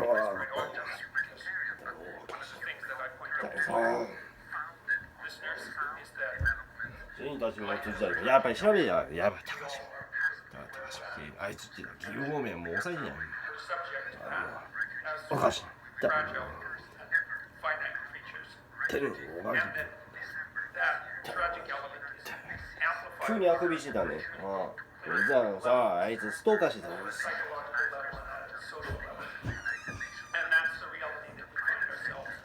ジかAnd it's the proper antidote to that is not the pursuit of happiness. And it's not even the existence of the individual rights that are part of the substructure of democratic society, but the willingness to accept voluntary responsibility for those three conditions and then working to rectify them. The corollary of that だってかっこいいやけど俺これに出てもねさあみんなびっくりださ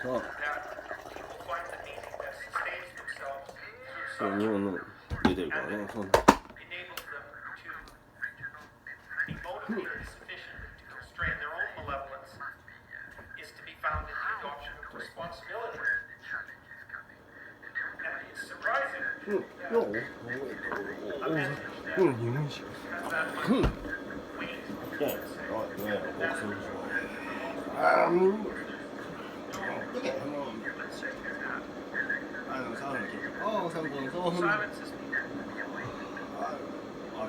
Can democracy survive? Well, first of all, if you ask a typical person in a democratic society whether they would like it to survive, the resounding answer to that is going to be yes. The people who are working to undermine it are tiny, radical fringe on both ends of the distribution, let's say, with a disproportionate amount of exposure and power. And the people in the middle are lost in some sense without a uniting narrative. And a huge part of the narrative that has united democratic countries since their foundation isn't the doctrine of rights. It's not the doctrine of individual happiness. It's the doctrine that the individual is the sovereign foundation of the polity and maybe of the cosmos itself, which is something that I happen to believe given the important role that consciousness plays in existence itself. And that it's useful and necessary to call to people to remind them of their responsibility as sovereign individuals. And so I'm encouraging people to develop a vision for their life, to adopt full responsibility for themselves in a manner, and not in a manner that pertains specifically to their narrow self-interest or happiness, to something that's much broader in scope. Think that each person should take on the voluntary requirement to take care of themselves, but also their future selves, because each of us is a collective that stretches across time, and whatever you do impulsively in the present merely means that you sacrifice yourself in the future, and that's not a sustainable or intelligent solution. And you want to take on responsibility for yourself and your future selves in a way that's of maximal benefit to your family, if you can manage that, and then perhaps if there's something left over in terms of your capability, you can do both of those things in a way that maximally supports and serves the community. And for many young people, that's something they've never heard. We made a very bad case all of us, I would say, that each of these people, each person has that sovereign responsibility, and that if they adopt it, that actually constitutes something of singular importance. And that's an old religious idea in some sense, that each person has a soul, let's say, that is somehow a center of reality itself, and that needs to be manifested in life itself, and that if it isn't manifested, then something of tremendous value is not brought forward, and worse, and this is the end of the case, let's say, and worse, to the degree that that's not brought forward, then something hellish moves in to take its place. And people understand this sort of thing a lot more clearly than you might think if you explain it to them as if they might understand. And then it gives them a series of purposes that straightens out their life. And so my sense is the way that you revivify democracy is by remembering its fundamental insistence that the individual is at the cornerstone of the state, and that everything you can possibly do to fortify the individual, simultaneously, the individual is the eyes of the state, where the living individual is the eyes of the dead state, and the living individual revivifies the state. And to the degree that we forget our concentration on the sovereignty of the individual, or the divine sovereignty of the individual for that matter, then we undermine the foundation on which democracy is based. And then people look for alternatives. They search for meaning elsewhere in extremist movements of one form or another, or they collapse into a kind of nihilism that's completely counterproductive. And so, well, so that's been my experience.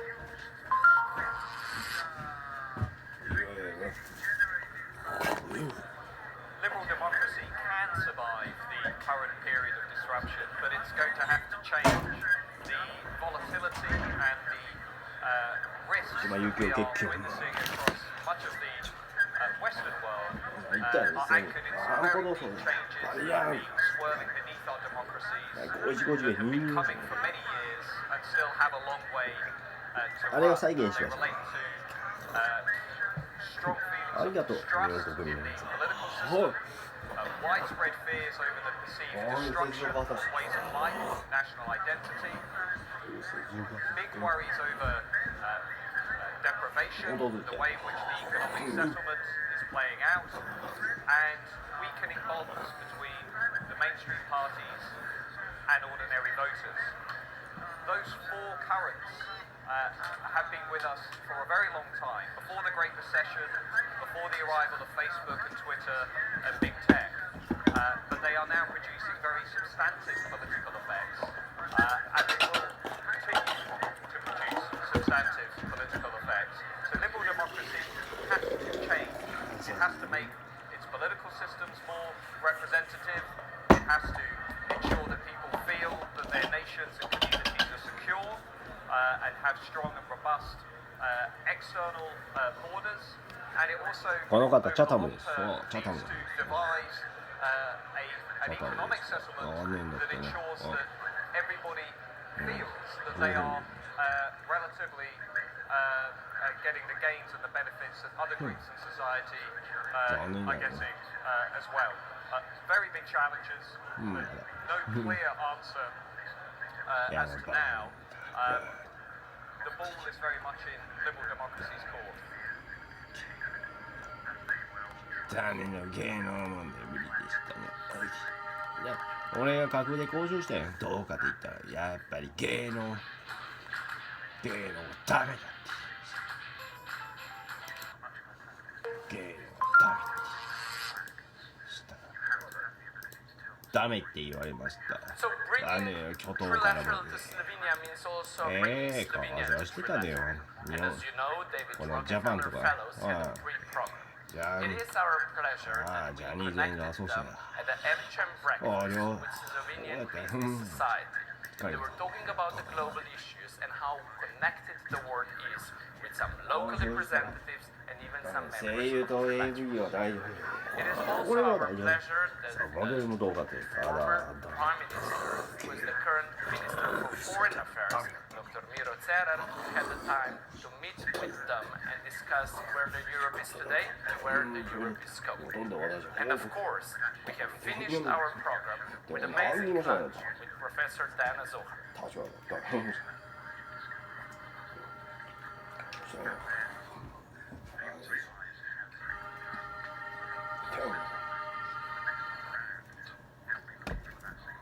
まあ西洋やったね。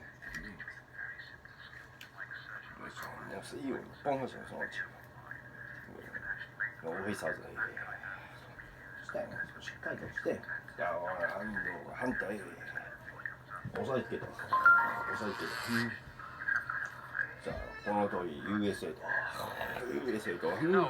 けど、韓国。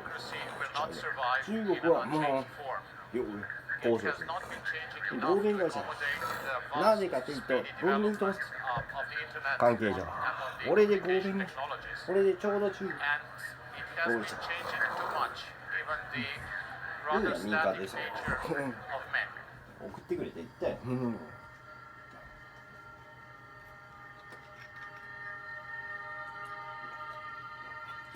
意外ろ皆さん。音事教のですね、とにかく。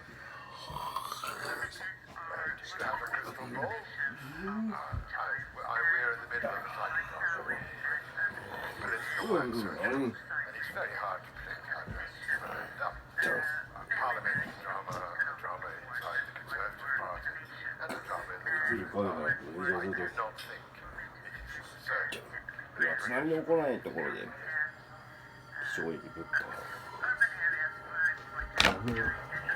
逆に逆手を取った。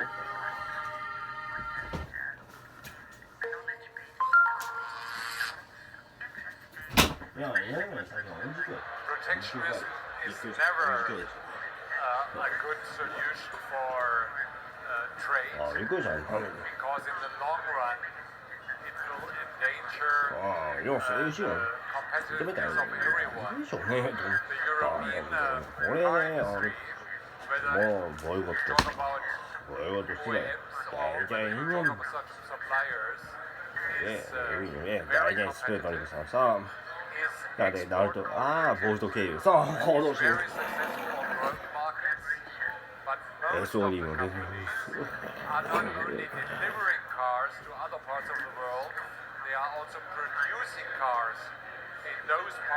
ただ去年のメリーさん、あれはちょっと問題か。今回はちょっとオスカーみたいな池澤さんとハピネス長と前田さん。Always the better solution for economy and for the countries which want to safeguard jobs and prosperity. ハピネス長みたいなさ、ぶっかつ切れた。本当に。A quantum leader is a new paradigm leader who realizes that the world is holistic. All things, all people, all problems are interconnected. There are no others. There is no separation. I am you, you are me. Thus, a quantum leader would say the problem of inequality very differently, or the problem of identity very differently, because we are not separate, atomistic, isolated individuals, and our problems are not separate, isolated, and animistic. A quantum leader is ethical, is moral, has compassion. A quantum leader is self-aware. A quantum leader celebrates diversity. A quantum leader asks fundamental questions, always questioning him or herself, questioning assumptions, questioning the way things have been done, questioning the norm. Someone who lives at the edge of chaos, who shakes things up, who thrives on uncertainty, who thrives on chaos. A quantum leader is filled with compassion, and a quantum leader feels called to lead, called to serve. There's a sense of purpose, a sense of higher meaning in his or her leadership. A quantum leader is a servant leader. He needs to serve others and to serve the world. You need to serve the universe. 早めガジだよ。ガギや。民社党の経営ほっとけよ。大で京都。セレンの日本総司があるやろ。だいたい考えてみろよ。だって安保闘争被害先でさ、どうやってさ、残念ですけど、ここ元からに減っていくからバージョンですよ。ほんだもん、松山空港もね、高松空港も、こう駐屯地も松山駐屯地も、安保あってん、そう。それ、誘致してないんだからね。そうだね、ああいうスパイマンってダメね、スタッフ、こうか。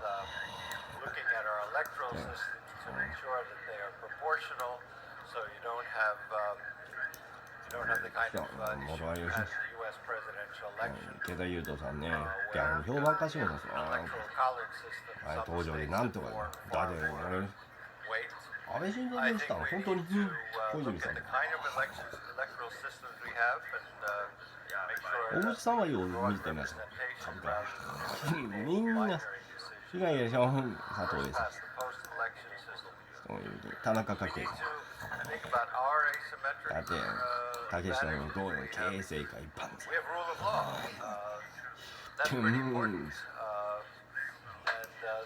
ここね、意外とまずここね、結構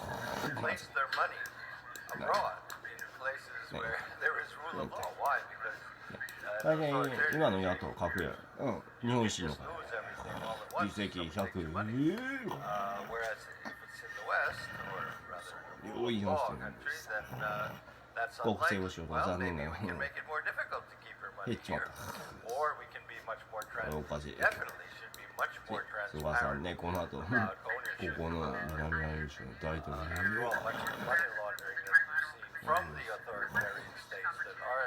結構そうね、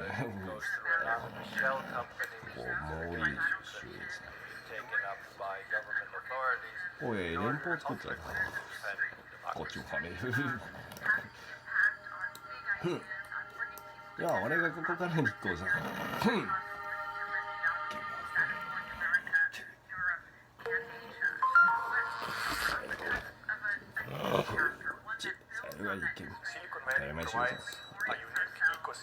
ミガズが最初から民社系っていうか、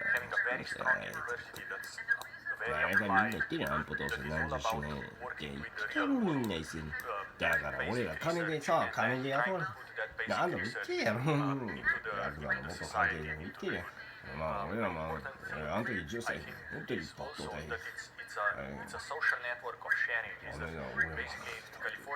俺ら金で雇われたらもう。いらわせ上映でもさ、俺もね。で、元幹部だったんで、あえてね、喋ってるよさ、みんな喋ってるよ、意外と。語ってるよさ、撮ってるよ、みんな配信してるよ。逆に俺もうね、配信して、司忍たちをかばってるよ、弁護してるよ、これそれ。詳しい、俺もやってるよ。大体裁判やってるやろさ、右翼団体があんまりしない逆やろさ、あいつ雑魚やからほっとるって俺は抑えてるから俺ね、俺やぶ現役のヤブの関係者喋って言いたいんだけどね、さ俺はなんて抑えられないって喋ってんのよ、多分びっくりしたさ、もしいんのよ、大体の時はそうされてるしけどよしね、ただ大使館襲撃あれ問題やろさ、思ったら問題や、だから日本政府がやってるのか。いや、トルコさんのおかげで結構厳しい。そうだねって。田中智之さんも商品支援を問うけど、あんな状況でどうやって設置するのやろさ、どうやって有楽町のあたりさ、本部話は起きるから。我々ね、反応したらさ、逆やわ、我々が反応して、俺は初代理事長やったの。責任転嫁的に俺をやった。問題やな。だから厚生労働省しかないやろ、医療。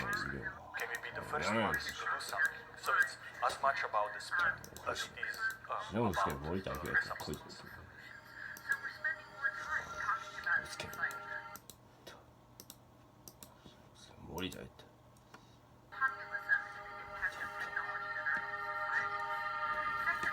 大体何年じゃあデイビッド口直しつけたから森田責任あったんだよ俺文句言ってんやろ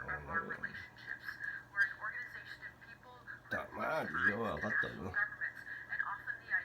面白いこと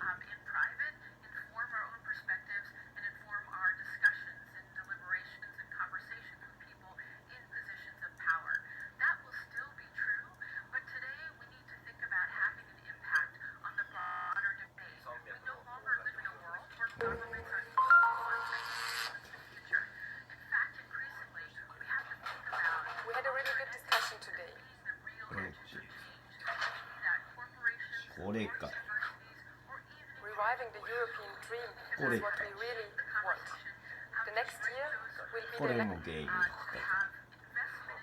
election for the European IP Union や for the Parliament 太 of 平洋 the 問題調査会 And it これ is も really important that there will be a strong mandate. One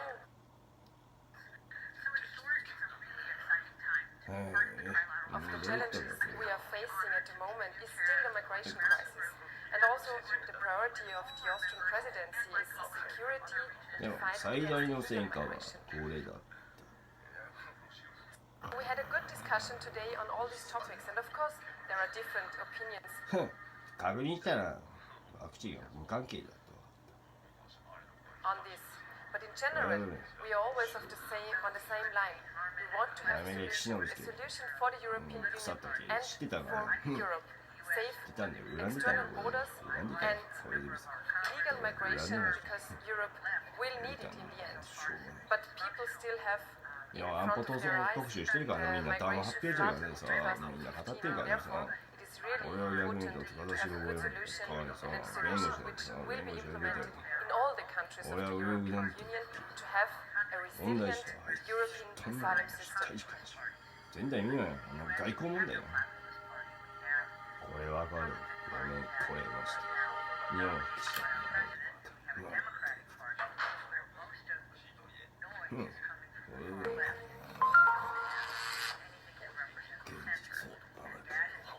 それは JI の体制を証明するんだね俺が証明する Especially because migration is here to stay, and it will probably increase in numbers and complexity. 最初 IP は機能してた Political みたいね consequences of wars, the terrorism, but IP やっ also といて because of the climate change. I think, in my view, これは参考にな migration った is ね needed in Europe. I think it's something that we can benefit from, and I think that we need to change the narrative on this. First and foremost, us ジン君 as 辻君た politicians. ち助かった Actually, the demographic of Europe says that migration is something that we will need in the future in order to maintain and grow our economic development, the quality of life. And I think that we should also go back to the European shared values and the human values that are, I think, the foundation stone of 大体 Europe. あれねあ So るって that いうのね together we can change, 石化 as した I の said, び the っくり narrative だこう and help すぐ these 化して people, but also help ourselves grow and develop further. Thank you. あのミキさん証言者知ってたよみんな俺でおかしいと思った革命だったまこの道Turkey belongs to European family. You know, there is no way that Turkey can distance itself from the realities of Europe. Today, of course, at the Trilateral Commission, we are going to discuss three scenarios: confrontation, cooperation, and membership of Turkey to the EU.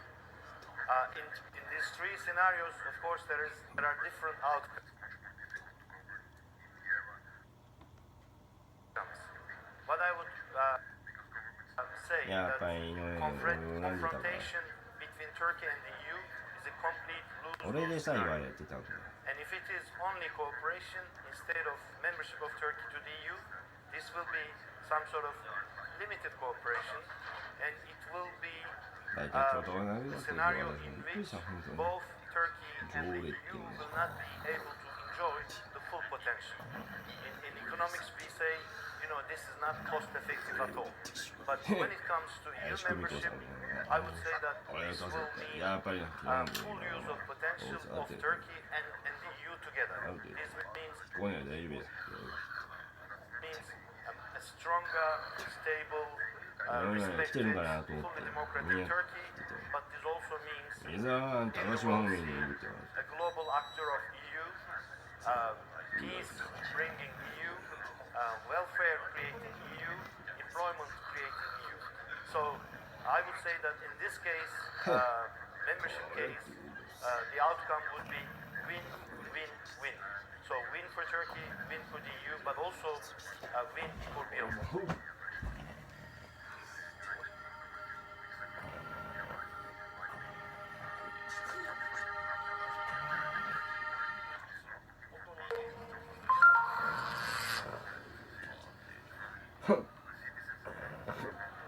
You will have to define what you mean by Europe and the European Union having its own army. I do not think Europe needs its own army for what I would qualify as the classical Article 5 NATO scenario. In other words, in a conflict with Russia. But Europe should definitely, the European Union should definitely develop the possibility to project hard power without the United States of America.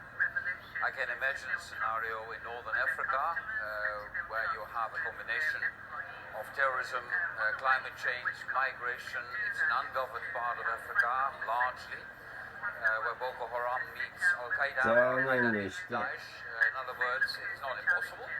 Look at the French and what they did and are doing in Mali, that you would need to intervene militarily, and then the European Union would be on its own. Second scenario, virtual but not impossible, when in the Balkans the demons of the past would raise again.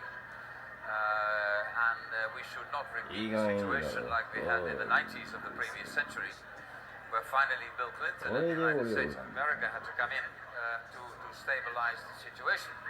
I could think about the need for border protection, external border protection with military means. You're a bit on the border here between the military and the military police, the gendarmerie in French. In other words, if that is meant by President Macron and Chancellor Merkel with a European army, I can follow them.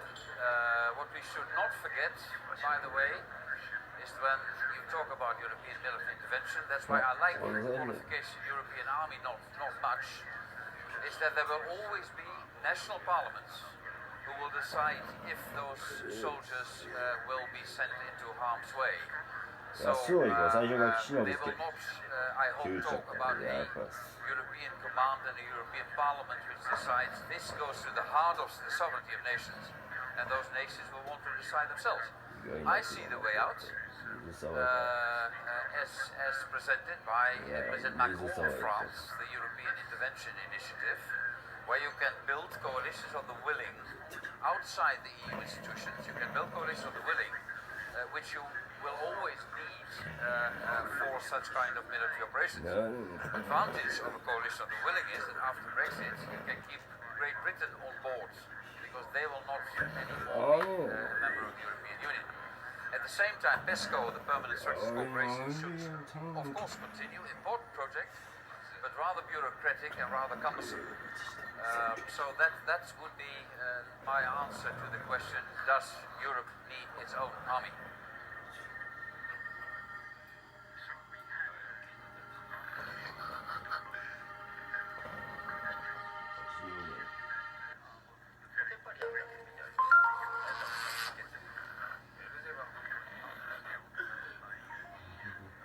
So this morning we had a session on mobility, and we actually discussed what does it mean for the auto industry and what does it mean for the cities. If you look at the auto industry, there has never been as much change as there is today. On the technology side, with connectivity, electrification, autonomous driving, on the social domain, with sharing, urbanization, new ways of working, and also on the regulation side, where it's about emission control and standards, and also on regulation for managing congestions in the city. So we actually covered that. We also talked about what does it actually mean for the cities? How will actually the traffic evolve with more AVs and individual mobilities through AVs? What would be levers to actually work on getting a mitigation on traffic, basically how to reduce heightened traffic from autonomous vehicles? What would be the俺を言ってる。お前は無関係だって言った。 smaller or basically bus-based autonomous vehicles, and actually how would you deal with city-based pricing? How would you actually work as a city to make the whole modal mix work and in the end get to a better transportation for the whole city? 例えば日本政府このまま言うとね、ユナイテッドネーション脱退沙汰に責任転嫁したね。これは国際問題や。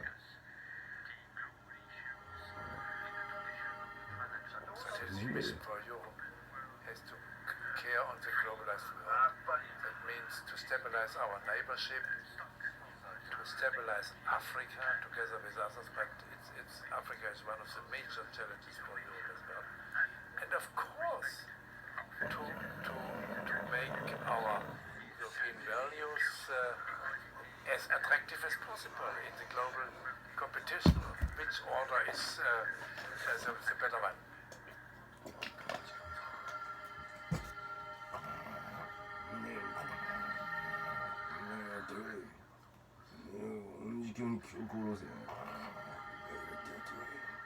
Some people wonder why best practices in government haven't spread faster amongst the democracies. When you see, for example, that New Zealand has solved the problem of public finance, why doesn't everybody copy it? Why doesn't everybody copy the way that the South Koreans teach their kids mathematics? Why doesn't everybody copy the way the Swiss decentralize their politics? And I think part of the answer is that we don't really spend nearly enough time looking at what is best practice. I live in the United States, though I grew up in the United Kingdom. One hardly ever hears a reference to other countries' systems in the US debate on healthcare, except when somebody is making a completely caricatured analysis of the way, say, Canada does things. So I think part of what we need to do is stress the need to look at best practice so that politicians and voters become more aware that there are solutions to most of the public policy problems. We just haven't tried them in many countries. On the other hand, I think there's one other side to this that one shouldn't forget. Sometimes you'll meet people who'll tell you, well, the Scandinavians have worked everything out, and Sweden or Finland or Denmark has come up with the perfect solution to policy problems. That's often an argument people make on the left in the United States. But I don't think the solutions that the Swedes came up with in recent decades necessarily would work in a country as large and as diverse as the United States. So let's look at best practice, let's understand which systems deliver the best results, but let's not pretend that one size is going to fit all.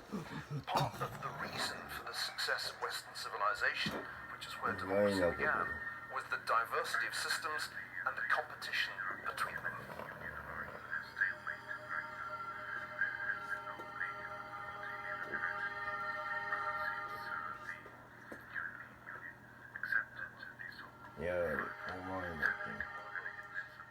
I recently read that information is now the world's most consequential and contested geopolitical resource. I think that's right.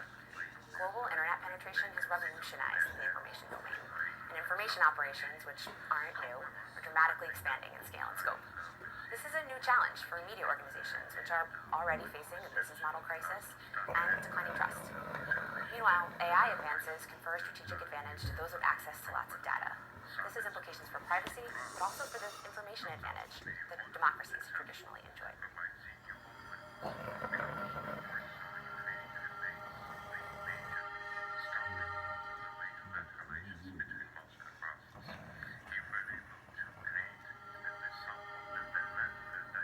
Well, does diplomacy, European diplomacy exist? It's not an easy question, and the answer is yes or no.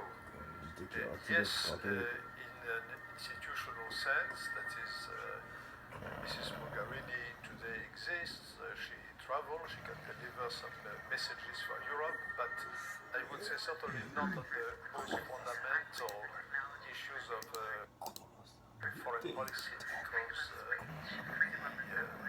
members of the European Union are, many of them, very old nation states. They have their own foreign policy, defense, security apparatus, and so forth and so on. And I cannot imagine the French diplomacy just to be second to the European diplomacy, and the same with the UK, as long as the UK is in the EU, or the German diplomacy, and I could continue the list. So, in my judgment, the best merit of the EU diplomacy is first to perhaps reduce as much as possible the differences between the various diplomacies of the member states. And this, as such, is not so bad. And also, I think the EU diplomacy can deal with some relatively secondary issues, such as, for instance, I think of the Timor case in Indonesia, that is issues which are not at the forefront of national diplomacies, but which nevertheless can have some importance. So, to conclude, I would say that the real European diplomacy will exist only the day when the Europeans have a clear understanding of what they want to achieve, what is the identity of the European Union still to be built, because diplomacy, like defense, has to do with the protecting the identity of a political unit. And I think we have not yet reached the stage when we are able to answer this question: what is our identity, and what is it exactly that we want to protect?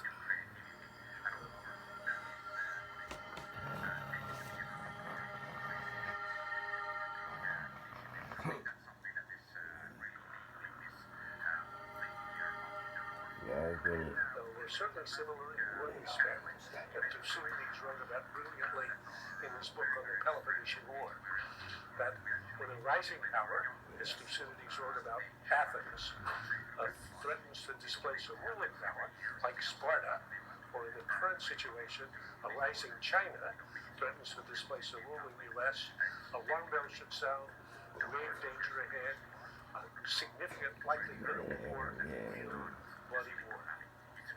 お前ら国外捜査するだろ。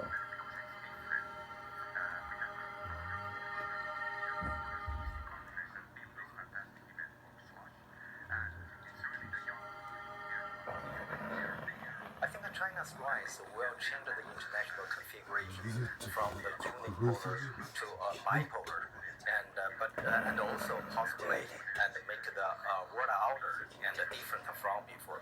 But it doesn't mean that the China's rise is the only factor to change the current international order.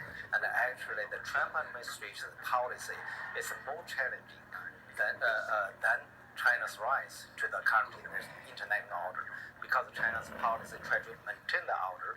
The reason is very obvious. China benefits from the present order, and meanwhile, the Trump administration believes and China benefits more from the current order than the United States. That's why they want to change the order, and based on the ideology of anti-establishmentism.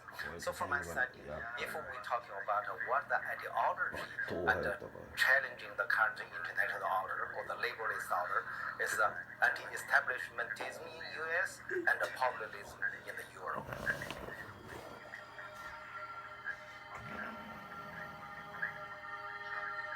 これでも無関係できた。 I think in economic terms, it's already shaping up to be the Chinese century. By 2014, according to the IMF, China was the world's largest economy by purchasing power parity, and in other respects, China is already the world's largest largest manufacturer, the world's largest exporter, the world's largest market for a great many important commodities such as vehicles. The question is whether that economic power translates into political power and strategic power, because I think most people would agree, probably even Beijing, that America remains the world's dominant political power. And the question is, will that economic mismatch between economic power and strategic power change, and China will become the dominant power, not just economically, but politically? It's too soon to tell that, however, on that, because there are a lot of different variables. Will there be a direct conflict between China and the US, for example, over dominance of the Pacific? Will China perhaps be constrained by other things? Maybe there'll be internal disruption to China's politics if it cannot manage to, for example, maintain the current political stability. That could disrupt China's political rise. And finally, there's the question of the rest of the world, because between them, China and the US are not the whole world economy. Other major powers will have a say in this. And at the moment, it looks like most of the other major powers of the world, Japan, the European Union, are closer to the United States than to China. So there's a question whether China, even as the world's largest economy, can become the dominant political power without allies.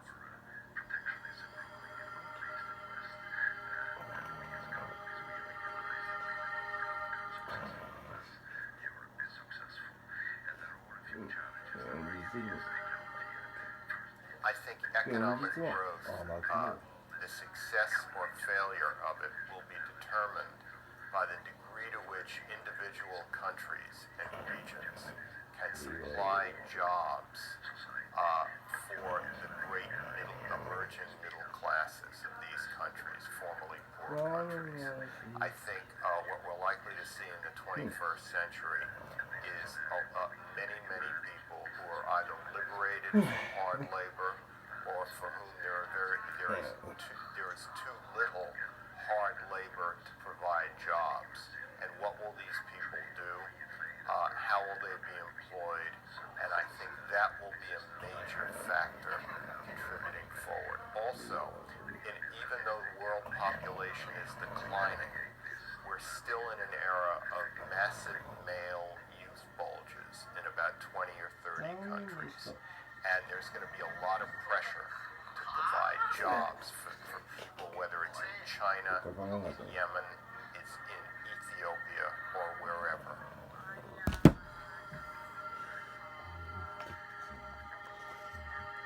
内輪美和ちゃん、ご苦労さん、ありがとう。ありがとうね。ご苦労さん、ありがとう。内輪美和。 The main question of my talk is if robotics and artificial intelligence and the upcoming industrial revolution are a threat or a reward and for manufacturing countries and also for developing countries. And the answer is still unknown, but what is sure now is that we have to invest in the main assets that are characterizing the industrial revolution, the digital transformation, competences, infrastructures, data centers, and all the tools that are fundamental and are considered enabling technologies for the future digital transformation. I also presented the differences between the US, Europe, and China, how they are integrating artificial intelligence into different knowledge and competences and scientific results. For example, in the US, they are investing very much in developing artificial intelligence for humanities, while in China, they are investing in developing artificial intelligence for agricultural application, for producing food, for example. So globalization has obtained some results in terms of being socially connected, but in terms of geopolitics, we still see many differences also in how the digital transformation is implemented in the society. Then I spoke about robotics and how the journey of robotics is coming into us, because robotics was developed for manufacturing countries for industrial production, and robots are in manufacturing plants. But in recent years, what we have seen is the development of service robotics, which is intended to support services and the offer of services in terms of medical robotics, social robotics, educational robotics. And now what is happening is that robotics is coming into our houses by producing some consumer products and also producing changes in the society in some of supporting autonomous drive or different products that are revolutionizing business and revolutionizing our life.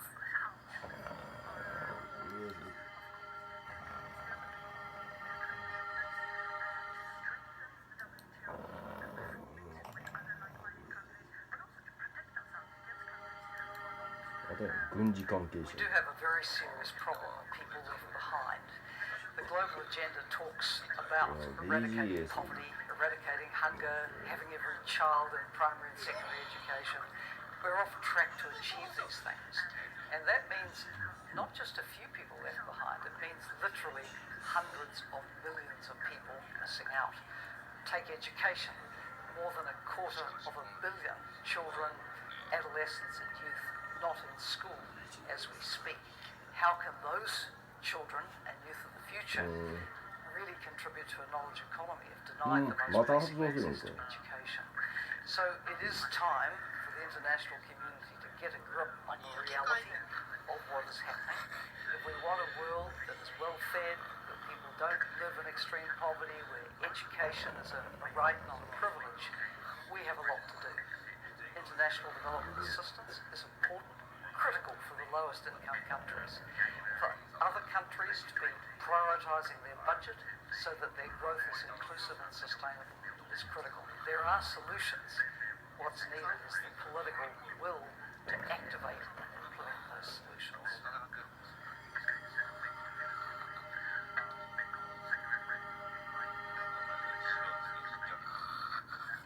大体今だからリチャーズさんのおかげ、リチャーズさんとベンさんのおかげ、ベンさんのおかげって、There are more than 70 million people in the world that are forcibly displaced from their homes, either as refugees, crossing borders, or displaced in their own country because of war, violence, discrimination, persecution, bad governance. Why is that? The world has become a difficult place where to make peace. We have become unable to make peace.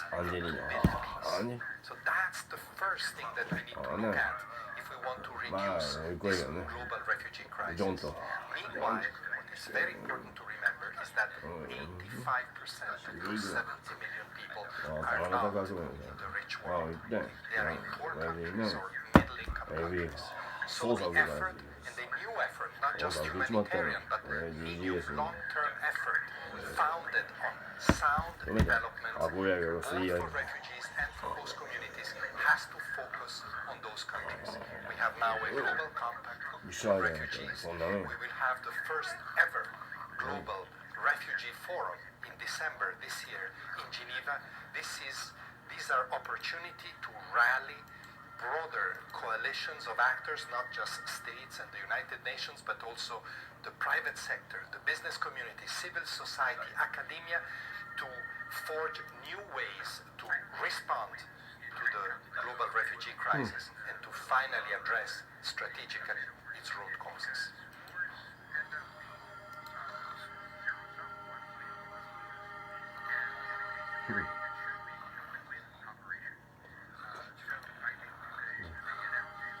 Iや、思った滋賀県、あ、まあ、フォローしてないや。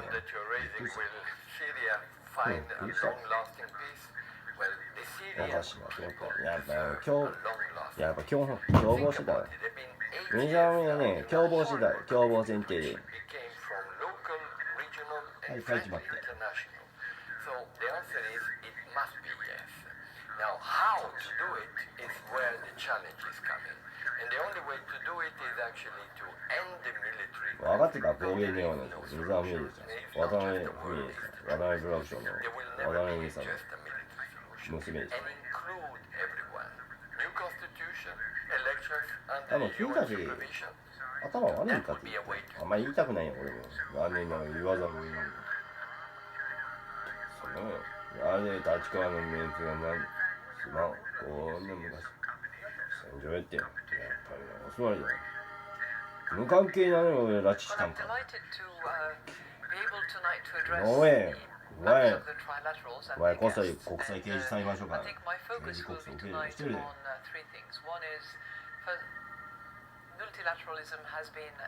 井上翔子で言ってたよ母国に。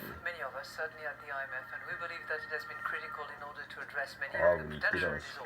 そんなの言ってたらしい。残念やお前の情報漏れてる。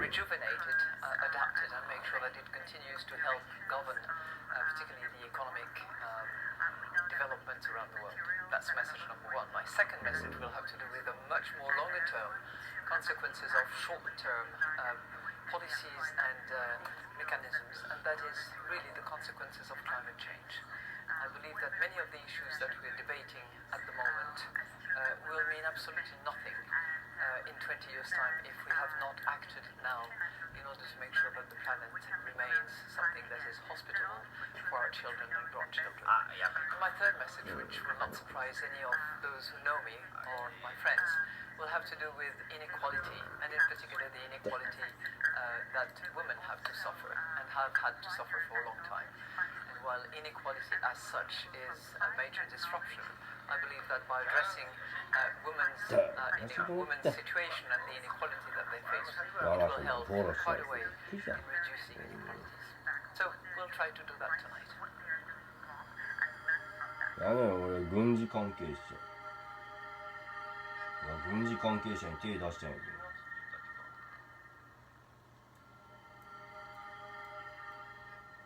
We're living through an era of rapid and disruptive change.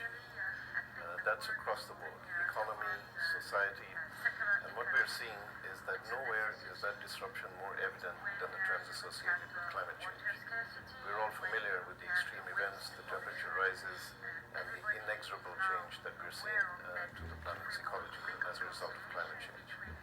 But a major part of that discussion is how does energy transition and decarbonization of our energy system, which accounts for about 2/3 of carbon emissions, how will that impact climate change, and can we enter an energy transition era rapidly enough to mitigate carbon that will take us to a safe future? This is already happening.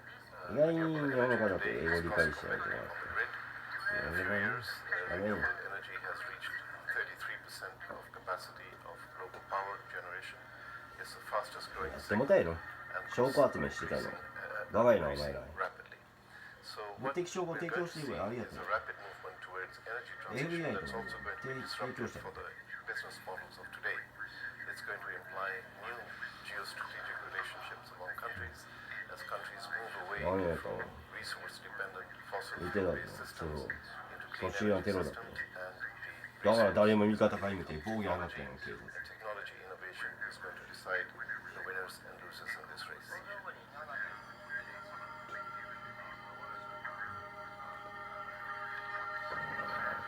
メザーウェア全然赤くないからテロリストはほっとけ魔法で面会 OK 詐欺やってた The challenge of dealing with disinformation narrative 何やもうすぐ俺滋賀県 is 離 that れる it's か not enough just to check テ the ロ国 facts. 家滋賀県か Because by definition, any disinformation narrative doesn't have good facts. They make their facts up. They're actually lying. This is why it's disinformation. So the challenge だから俺が反応したよ actors is that the すごい子お前愛媛県の出身なんか見せろ戸籍とそれ見せろお前がバリバリしない特攻するぞ本当に以上すると本当に同じ状態特攻するぞ本当に右翼団体に使ってた戦法使ってやろいや鈴木邦夫さんが言いました鈴木邦夫さんが言いましたね今現在の本物の日本の右翼強風の教頭でした邦夫さん知ってました本当にかね、大日本建設事件やったね。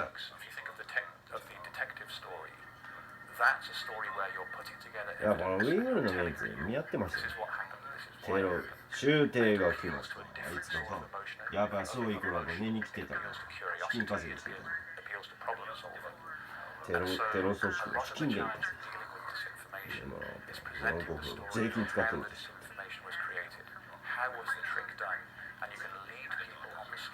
なんでなんでいけたんや。いやね、この滋賀県が資金源ですよ。藤井裕二のあの債務は全部児玉の左右に流れてる。打ちまってん。ね、こっそり捜査受けてるんですよ。ああ、捜査受けてんねん。だからあえて、レチャオさんが稲川会長の山口を見とか、住吉から三大ヤクザが制裁。あえて捜査。海外行ってたんや。で、俺でも言っとけば新日民族調査に行ってるのか、アメリカの校長が言ってるのに言って。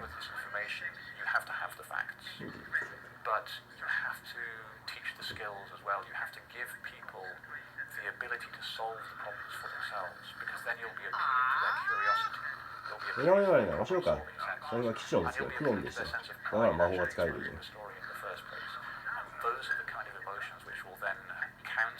クロンってあいつ、おかしいなと思った。クロン人間でした、あいつ。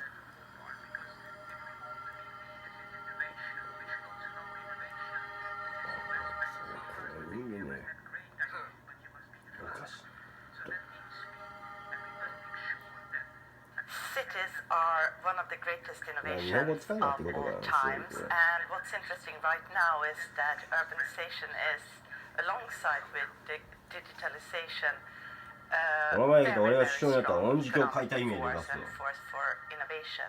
従わなければ戦争や。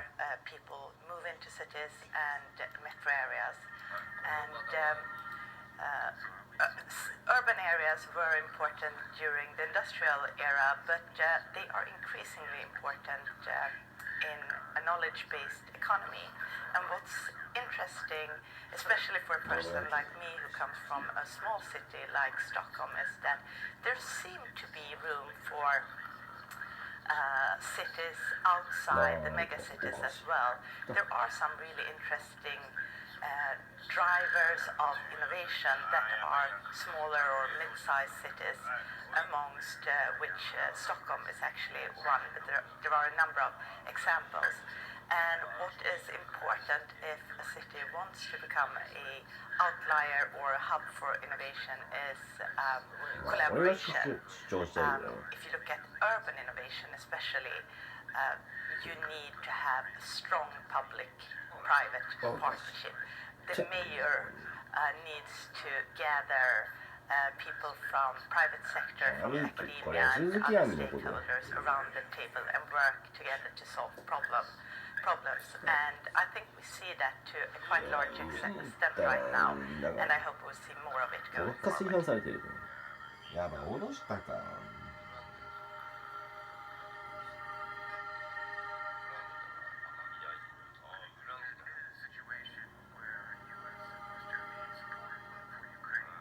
So we had, I have to say, a meeting, a global meeting with three North American, Asian Pacific, and European members of the Trilateral Commission, which was very, very multidimensional, if I may.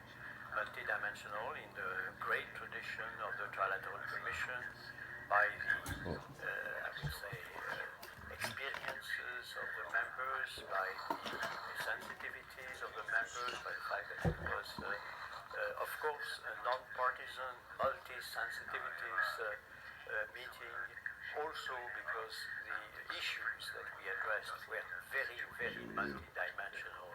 In all respect, we addressed issues that were of a geostrategic nature, issues that were of an economic nature, issues that were related to environmental issues and difficulties and challenges.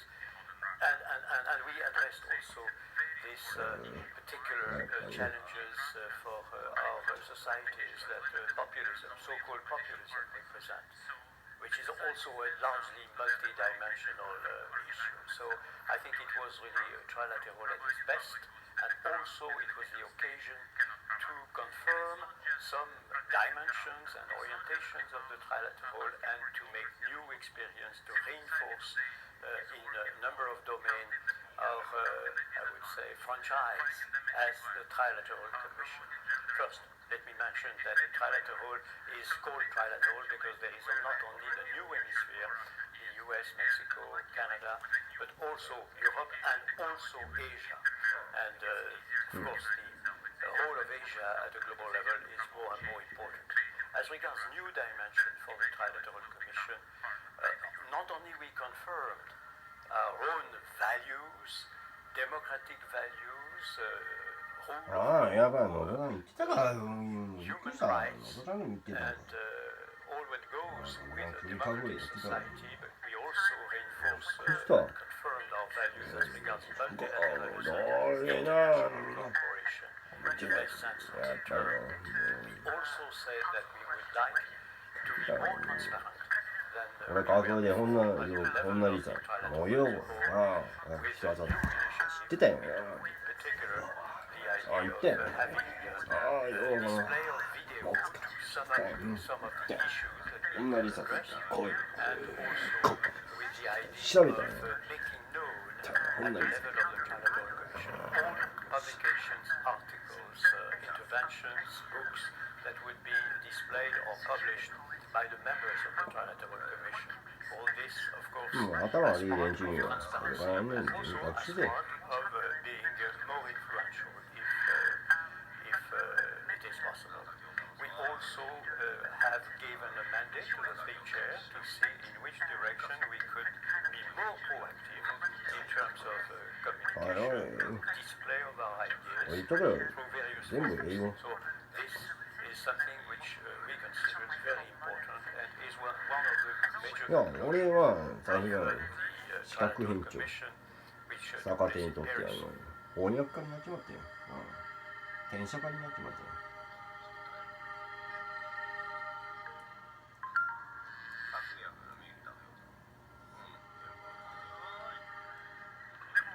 Hello, I'm Megan O'Sullivan. I am the new chair of the North America group of the Trilateral Commission.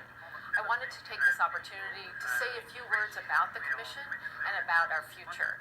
As you may know, the Trilateral Commission is a storied institution, an organization with 46 years of history of having an impact on big ideas, on bringing people together across different sectors and across three different geographies, that of North America, Europe, and Asia.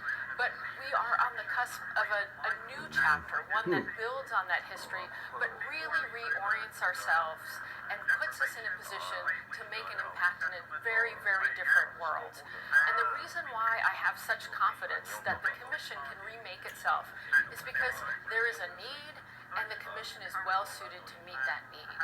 And that need is quite simply that in this day and age, in these political landscapes, the need is simply for more organizations, more individuals, more entities to take up the mantle of defending a rules-based order, an order that values and is committed to democratic principles, ideas like free trade and human rights. And we also have a need for more ideas to help us tackle new challenges, or certainly challenges that are new to this generation. And there are many reasons why I think the Trilateral Organization is so well poised to meet this need. First and foremost, we are an organization that at its heart is a community of countries that share a common set of values, that share these commitments to these ideas about democracy, about free markets, about the rule of law. And secondly, we have a membership that spans policy, business, and academia and media. And that allows us to bring minds together in experience to bear on problems that are no longer just the purview of one of those sectors. The things that need to be thought about today and where we need new solutions and prescriptions are ones that are the intersection of business and policy. Whether it is the contributions that private sector organizations can make to combating climate change, whether it is figuring out the ideas that will drive the reform of capitalism, or whether it is understanding the impact of technology on our systems. All of these things need business, government, and others at the table to help with. Now, of course, to realize this potential for the trilateral organization to meet this need, we are going to have to do some things differently than we have in the past. First and foremost, we are going to have to recognize, as a group primarily of democracies, we need to spend some time looking at ourselves, looking internally, saying what's happening with our own institutions, what is the health of our own institutions, and how is that situation affecting our ability to cooperate across national lines and deliver global problems to pressing global solutions. So we're spending more time talking about things like populism and the impact of technology on our own societies. Secondly, we've got to think about impact differently. Traditionally, we're an organization that has had impact based on the very nature of our relationships. We're an organization of people who have close ties to national governments, and often the ideas that we debate in private inform our own perspectives and inform our discussions and deliberations and conversations with people in positions of power. That will still be true, but today we need to think about having an impact on the broader debate. We no longer live in a world where governments are the only ones that can influence the future. In fact, increasingly, we have to think about other entities as being the real engines of change, and be that corporations or universities or even individuals. We need to think about how to shape the conversation, how to bring those groups in, to have investment in and commitment to solutions, and we need to move ahead whether or not we're able to get our governments to agree with our prescriptions and recommendations. So in short, it's a really exciting time to be part of the Trilateral Commission. I'm deeply honored to be the new chair of the North America Group, and I look forward to working with all our members and my colleagues from other regions to realize this vision. Thank you.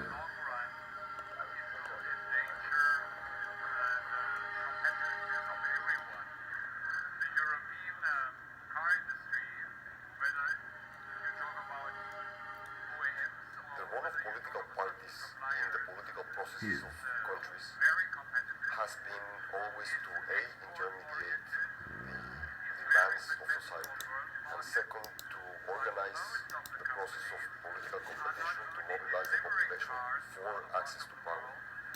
The first objective, the one of intermediation, has been badly eroded by technology, by the social media, because people have direct access to the politicians, to society in general, to demand, to make their demands directly to the people.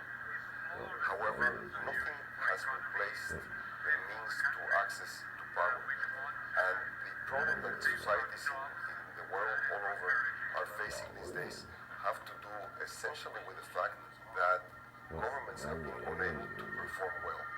So I believe that the real problem is not political parties, but the lack of ability of governments to deliver in poor conditions. Governments have been unable to deliver for very obvious reasons. First of all, because it's much more difficult to govern in the era of ubiquitous information. Because governments don't have sources of information. They compete for information and for communications with the people in general. So the real problem is not political parties. The real problem is that societies in the world are lacking legitimacy. It's interesting to watch that there are a few governments in the world that know how to govern and have succeeded in maintaining the legitimacy of their systems. And in those countries, the political parties are not losing faith. So the real issue for the looking forward is to create conditions for the people to have access to the political process without undermining the legitimacy of those societies. And that's not 分かった。滋賀銀行とアコムさん証明書が。なぜ来したい法務省の本庁舎の中分かった。大話これは国際関係者そんなの。within which the political parties will always be important. The political parties parties, however, are fragmenting and responding to 俺でも英語化してるのに reality fragmentation of societies. 意外やろ理解しない連中が多いんや One ought to look only at the だ election けは in 自分ね United Kingdom a few weeks ago to realize that this is likely what is likely to happen. There, the Brexit party, which is not looking for power, it's just looking for an issue, was the one who succeeded. So the citizens around the world are going to have to be much more responsible in creating conditions for accessing power and for いや making 最 it 初は possible ス for プートニックさん stability の and 上下いる legitimacy し to be accomplished.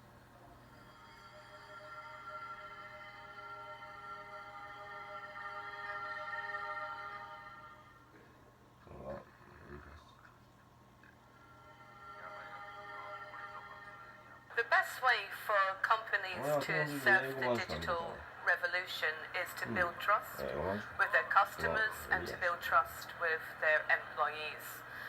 One of the ways in which companies can do that is to have frank conversations with the workforce, to sit down with workers and their unions and to say, look, here's the challenges that we're facing, but importantly to ask them, how can we best get there? Because all too often, a lot of those solutions that a company can put in place that will make a real difference, the employees know the answer to that.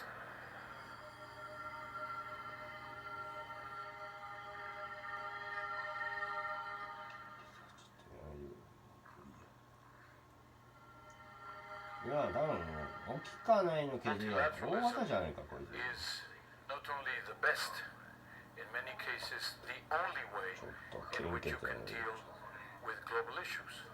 Because we're dealing with global challenges and therefore you need global solutions, you need multilateral solutions. They take a little longer, yes, of course, but once you get it, they will stick around for longer. And you will get greater ownership, and therefore you will tend to have more effective solutions. The other way is that, of course, unilateralism is always about who is stronger in a bilateral relationship. And therefore, by going multilateral, what you do is you balance, and all the opinions count. Of course, you always have the bigger countries speak louder, but the differences are less, and also the needs of the smaller countries, the needs of the developing countries, the needs of the groups in a society that are left behind, then they are much better addressed by a multilateral approach. So yes, today we need multilateral more than ever before.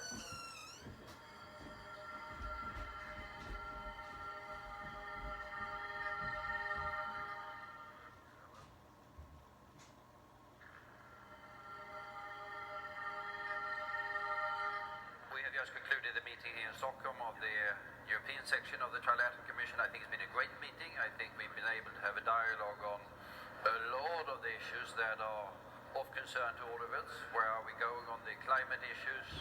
How is the digital transformation going? What is the security really going to look like in the digital world? Where is Russia heading? What are the Americans up to? What will be the consequences of Brexit?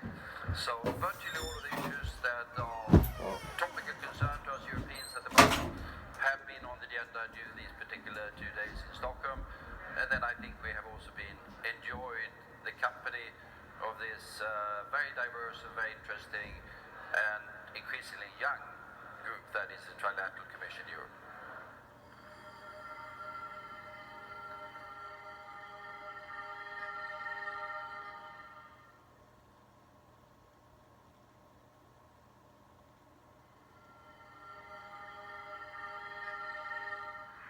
I suppose the question we're all asking is, will the Brexit saga ever end?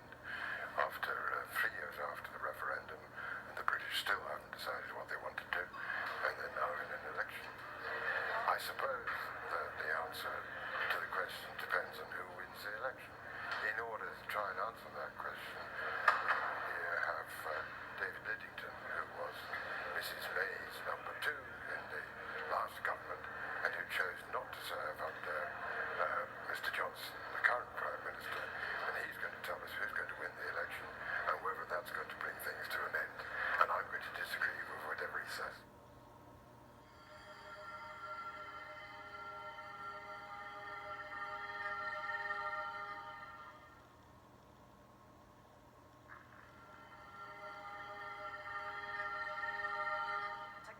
is not a threat to democracy. I believe that technology can enable our democratic principles of freedom of speech, freedom of assembly, and really freedom of information so that we can make smart decisions about how and where we want to take the future of our countries.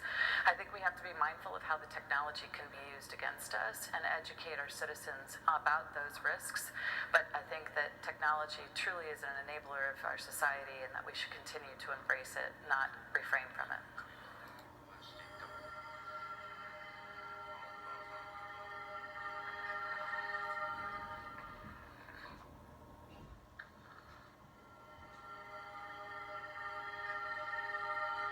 To some extent, the school of the future for the adult workforce will essentially not be a school. Many people will have to continue to learn, continue to reskill, continue to upskill, but they'll do that inside their workplace. We will need to ensure that at least 2 to 3 months of learning are integrated into every single year that somebody is at work. The second thing that we know is that the fourth industrial revolution is changing workplaces and the needs of the labor force so quickly that we're also going to need to quite fundamentally reform education systems. And that applies to the delivery and it also applies to the content. One, we need much more technology integrated into schools.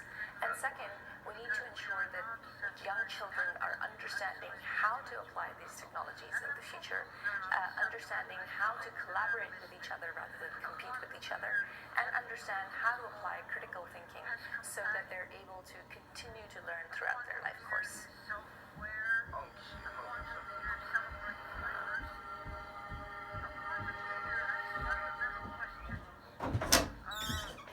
Okay. 四国の各界ね。やりたいの。逆に我が主張してるでしょ。やばいな。俺が主張してる。ほんまやろ。ほんまやろ。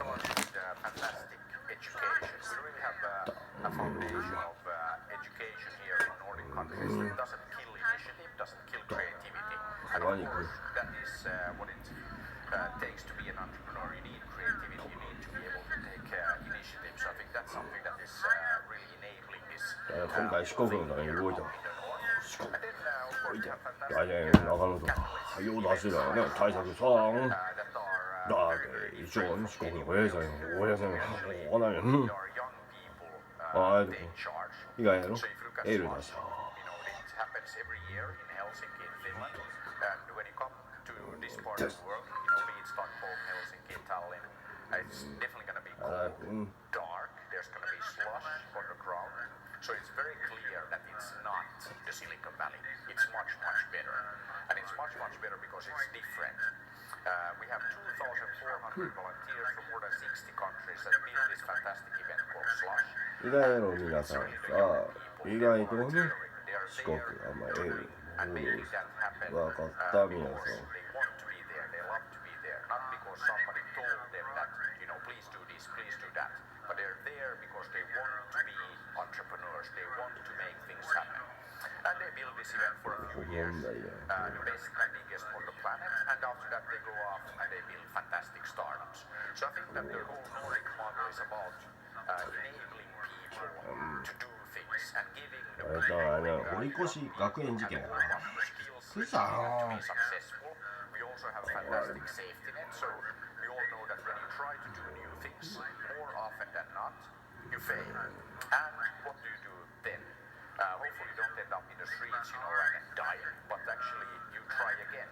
And I think that here in the Nordic countries, it's fantastic to be an entrepreneur because you're not, if you fail, you're not going to find yourself without a roof over, your head, when you're actually you have a safety net, you can go out there and you can try again and again, and before you know it, you build your first unicorn, and after that, hopefully go and build the next one. So I think that is one reason why we have the highest density of unicorns anywhere on the planet, here in Nordic countries, and of course, our friends in Estonia are really in a league of their own in this. 1.3 million people, and they have 4 unicorns, Playtech, Skype, TransferWise, and now the latest one, Big Bolt. 1.3 million people, 4 unicorns, that's more than 10% of all the unicorns in Europe actually. So the rest of Europe needs to get its act together. And then think that if you look at this unicorn per capita, in China they have more unicorns than anywhere else, 200, but they also have more people, 1.4 million people. So if you do the math, in China you need 7 million Chinese people to build just one unicorn company, while in Estonia they are much more efficient, only roughly 3,000 people you need to build one unicorn. So that's actually quite exceptional. So I think that we should all be more like Estonia. いや、面白かった。リチャードさんの被害者が、リチャードさんにめちゃくちゃ傷ついて、大学事件、頼む。ね。あれ、高槻さん。そうだ。証明してん。誰？いや、俺めっちゃ切れたよ。見たウィークに不幸団体手になる。あれ問題やおい。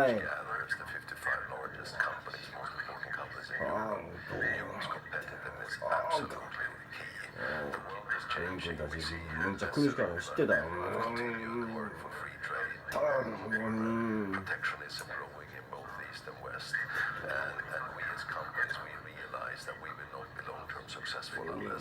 Europe is successful, and there are a few challenges that really stick out here. First, it's digitalization. The world is becoming digital through artificial intelligence and through the rollouts of 5G. This opens up for huge opportunities in every single part. But during this lag behind here, we need to speed up the need to invest.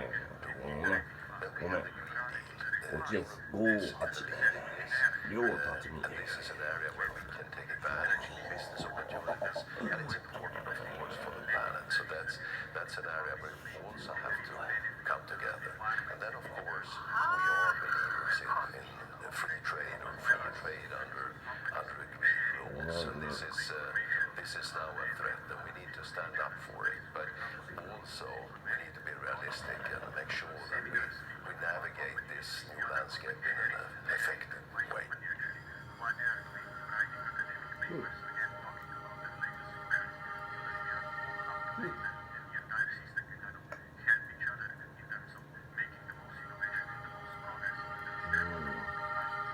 So I am a complete believer of public policy and the power that it can have in moving the market.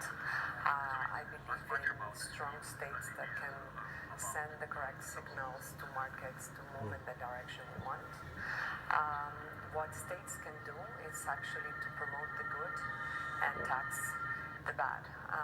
And states are there to promote the greatest public good.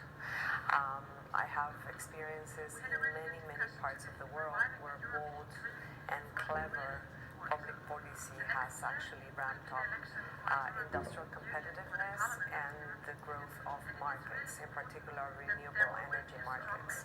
I can state the case of Latin America, of several Latin American countries, for example, in the case of Mexico, in the past 3 decades, bold policy as well as renewable energy targets, enabling the markets to set up the prices was and drove the lowest solar price for renewable energy in the world in 2017. You can count that example and many other examples where bold public policy has actually catalyzed an industrial revolution for the good. We are in a moment of a planetary emergency. We are both in a nature crisis as well as in a climate crisis. And if the states don't raise up their bar and put strong policies in place, it's going to be difficult that we get where we want to get. Businesses are waiting, progressive businesses are waiting, but if we don't have a common playing ground, it's going to be difficult for us to ramp up the mass of the businesses and non-state actors that are ready to act.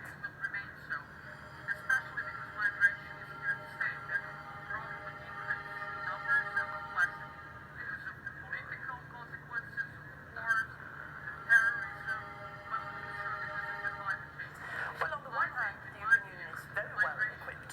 We have been doing quite a lot of trade agreements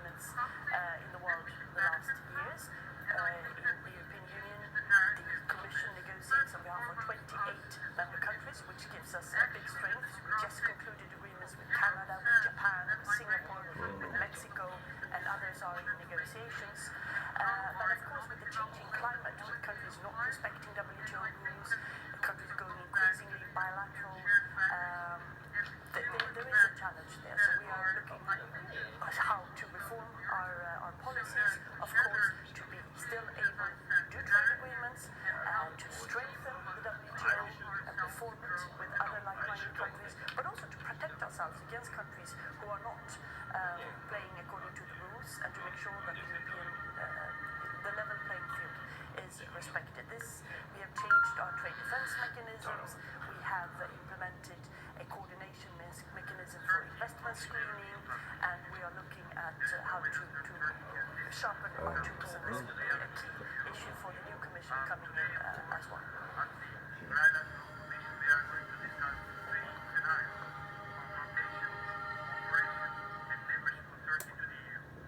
逆にそれが反応したくなったの。反応したくなったの。Brexit. I think the truthful answer is that we will know with the general election on the 超レッティーがやっぱりね、日露戦終了された。either Boris Johnson will win, in which case Britain will exit the European Union on or about the end of January 2020, or alternatively, if there is a majority for the opposition parties combined, then there will be a second referendum in the middle of next year. But the trouble is neither of those outcomes is going to settle things definitively, because a second referendum, it might well lead to a narrow vote to remain in the EU, but that would not end the division in the United Kingdom.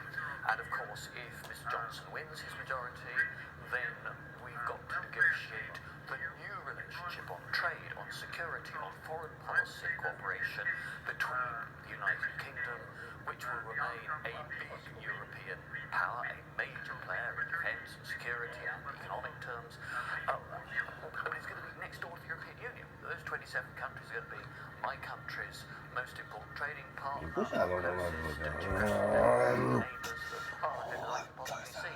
So working that through is going to take, I fear, a year more than a year, I would estimate. And I think there's a real responsibility both on UK political leaders but also on EU political leaders to get this right. European democracy is under massive strain from Russian aggression, from dramatic economic change that is adding to public mistrust in the way in which we do business. So getting the geopolitics right, having a constructive future relationship between the UK and our neighbours in the EU 27 is important for the whole European democratic community.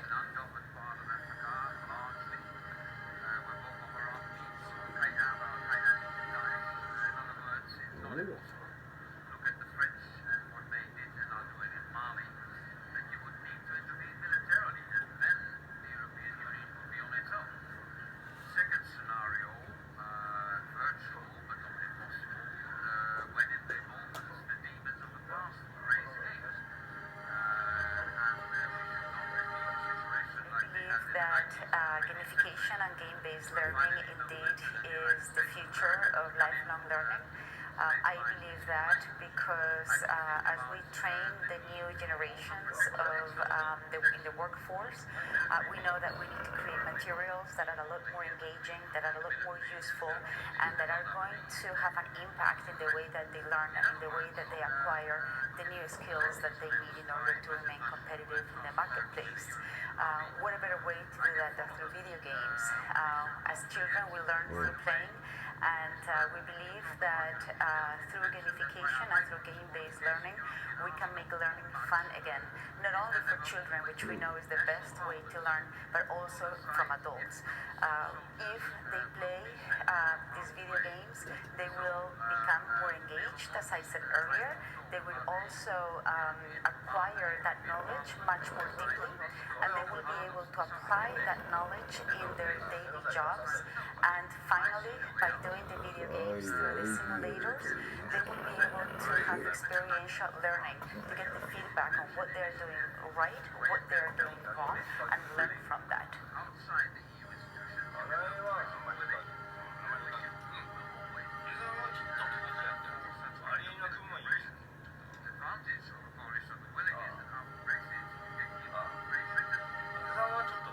Very clearly, I think the world is moving towards a secular economy. It's a necessity. when you look at water scarcity, when you look at waste pollution, everybody is now aware of that. If we want to make a conciliation between the planet for our children and economic development, we need to move towards a secular economy, and by education, by innovation, by a different way of doing business, both for citizens and also by companies, we will make this move which will help us collectively to have a planet great again. Thank you.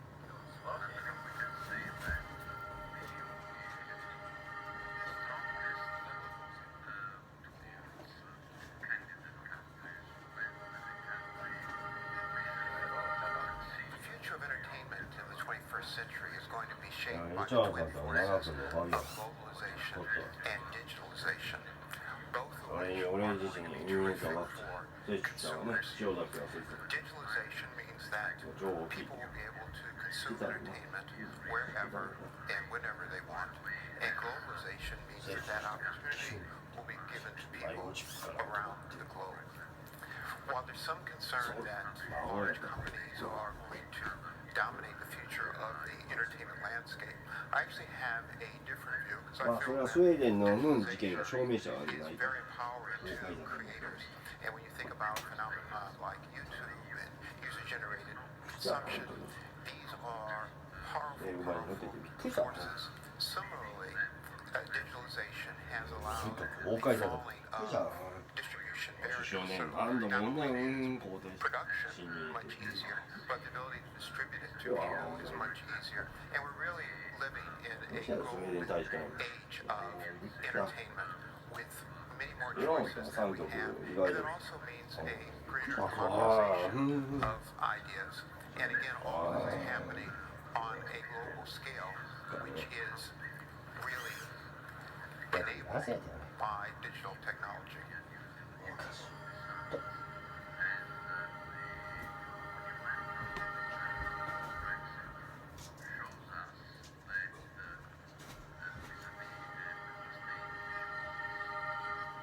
What is actually the biggest threat from cybersecurity for Europe? Of course, we can concentrate and focus on the security side, but I would take it a bit on the other side, that if we really go to focus too much on the security side, then it really would slow down our development. I think it is the biggest threat is that we lose competitiveness. And that is for me the whole part, because if we want to be leaders in innovation, we should also know innovation, it has two aspects. First, I think you must have a great idea, but you must be the first. So that means speed. And we must make sure that I think we have an ability to be innovative and to be the first and to have speed. So for me, that is the biggest threat of cybersecurity, to get it slowed down.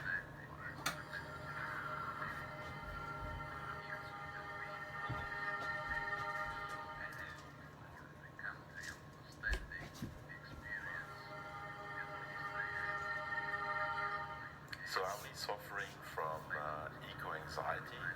The simple answer is yes, possibly too much. Eco-anxiety is definitely triggered by the fact that we are facing a very urgent matter with climate, but at the same time it's also because we're facing something that is very complex. It's very difficult to understand the impact of climate change, and it's very difficult to understand the solutions to reach a low carbon economy. So in the world of investment where I am, every day to invest in climate change investments and low carbon economy investments are actually less susceptible to eco-anxiety because they can see the result and the impact of what they do. But really what is needed to decrease this anxiety is more examples of impactful investment, change of behavior in society that would actually bring people to less anxiety.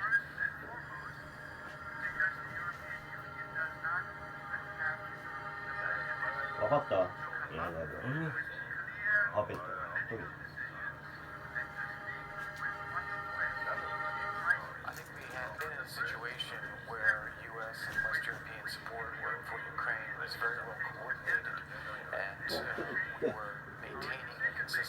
on Russia to begin to negotiate seriously about ending its occupation of eastern Ukraine.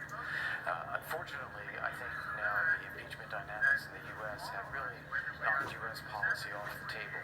We don't have people who have the same focus. And as a result, I think that takes a lot of the pressure off of Russia to negotiate. I'm hopeful that as we have a Normandy format summit, possibly on the second half of the meeting, that that can retain some of that negotiating dynamic. But I'm afraid that right now the situation is much more difficult for Ukraine than it should be.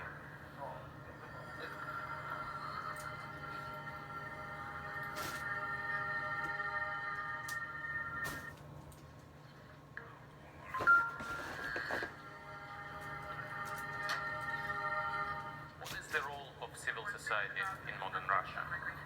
I would say it's a very important issue. Why? Because in Russia, political competition is limited, there are no real opposition parties, so the society stands up to the autocratic regime through organizing itself, through building trust, through providing public goods that the corrupt and inefficient state cannot provide.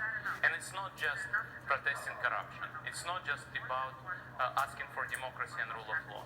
Civil society today is working on helping the poor, helping the disadvantaged, fighting domestic violence, promoting gender equality, defending minorities. So this is actually where the European future for Russia is. And luckily, with the new communication technology, with internet, it's easier to organize itself, it's easier to inform itself, and it's easier to promote change, creating new Russia that eventually will become part of greater Europe. 残念でした。このビルダーバーグのサイトがつい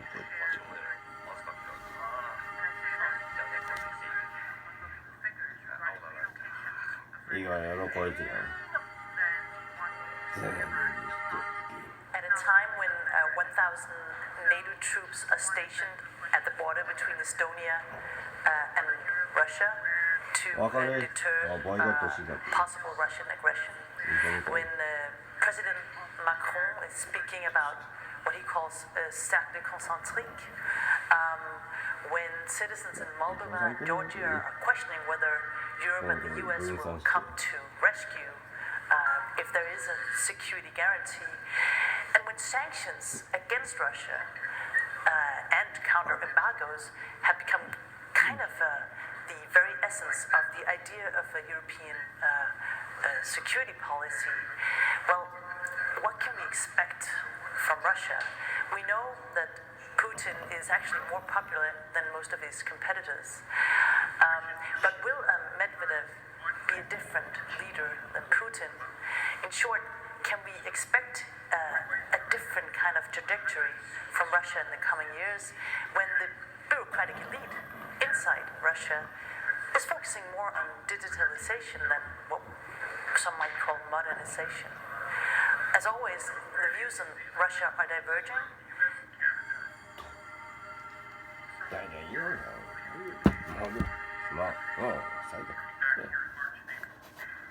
そうは埼玉。おじゃが言いましたんだよ。 Developments in these last few years are showing us that the strength of the EU relative to individual countries is not constant over time. I believe we can say that the EU is strongest towards candidate countries. When a country wishes to accede to the European Union or to the Eurozone, it tends to follow the suggestions and the prescriptions of the EU as much as possible to make progress. And that is the moment when the magnet effect of European integration is really great, and by the way has induced countries in the past, if we think of the Balkans for example, also to establishing better relations among each other in order to qualify for membership. Then the problem is that sometimes vis-à-vis member states, the EU is not so strong in terms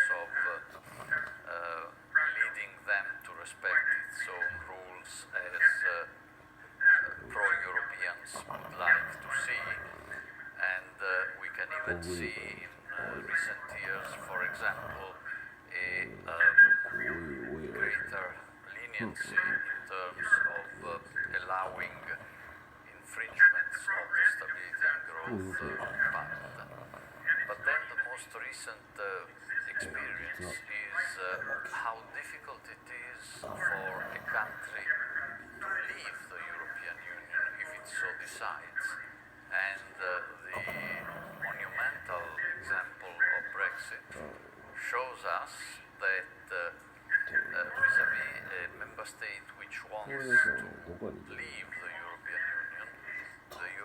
Union still has quite a remarkable power. We have seen in the case of the negotiations on Brexit the EU displaying really unexpected unity among the 27, also thanks to the skills and determination of Chief Negotiator Michel Barnier. And we are seeing how difficult it is for the UK to get its act together. And this, in my view, should be also kept in mind by countries here and there where governments play with the idea of perhaps leaving one day the EU or the Eurozone. They better keep in mind that it is tremendously difficult. It is proving to be so difficult for a country of the standing, the experience, the administration of the quality of the UK. I don't want to imagine other specific examples of countries where the politicians sometimes say, let's get rid of the EU. Not only I have no idea where those countries would end up, but also they suffer very, very much in the process.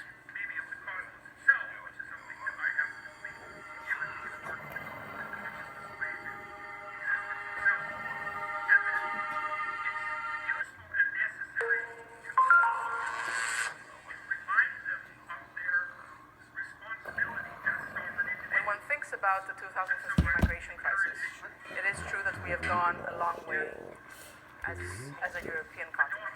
And we've gone a long way because in 2015 we were hit with a massive crisis, hundreds of thousands of migrants coming to Europe's shores. And that is not the case anymore. It is true that the overall numbers have decreased. But is that enough? Is it enough to just look at the overall numbers? Or should one also focus on what's happening within each EU country? And I say that because there are certain EU countries, such as Greece, such as Italy, such as Spain, which have taken a far greater hit than others when it comes to the migration crisis. And yes, the numbers are overall down, but problems do persist in countries like the ones I just mentioned. So the question one needs to ask is, has Europe done enough in order to alleviate the effects of the crisis throughout the entire EU 28? Has Europe done enough in order to share burdens? And I say that particularly because when one looks at the figures regarding relocation of refugees across Europe, then one will realize that not enough has been done in that direction. And so one is led to the question, what kind of Europe do we want? Do we want a Europe where we all share the benefits of Europe? Or do we also want a Europe where countries also share burdens?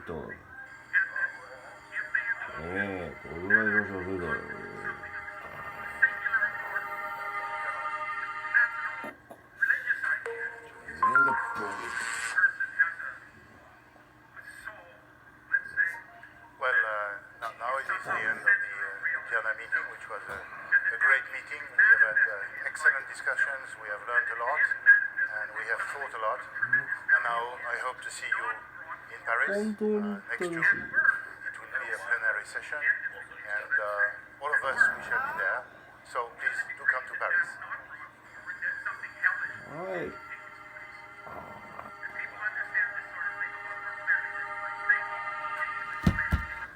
Does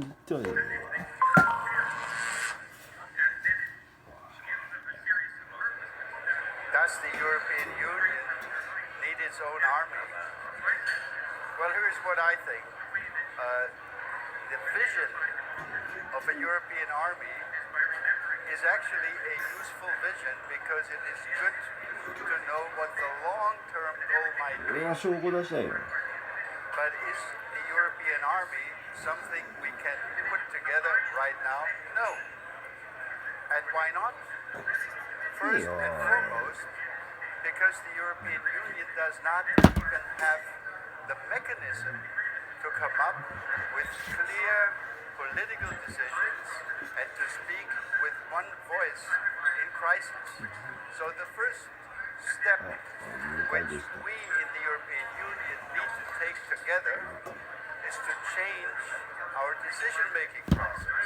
We need to go from consensus to qualified majority voting. We need to learn that all of us, whether we are 27 or 28, will only be listened to, will only be respected, and can only be a military actor if we speak with one voice, and that requires majority voting. So that's step number one. And the next steps are capabilities, and we will need to work on that also. And then we can think of the long-term vision テロリストだってよう言われてるから。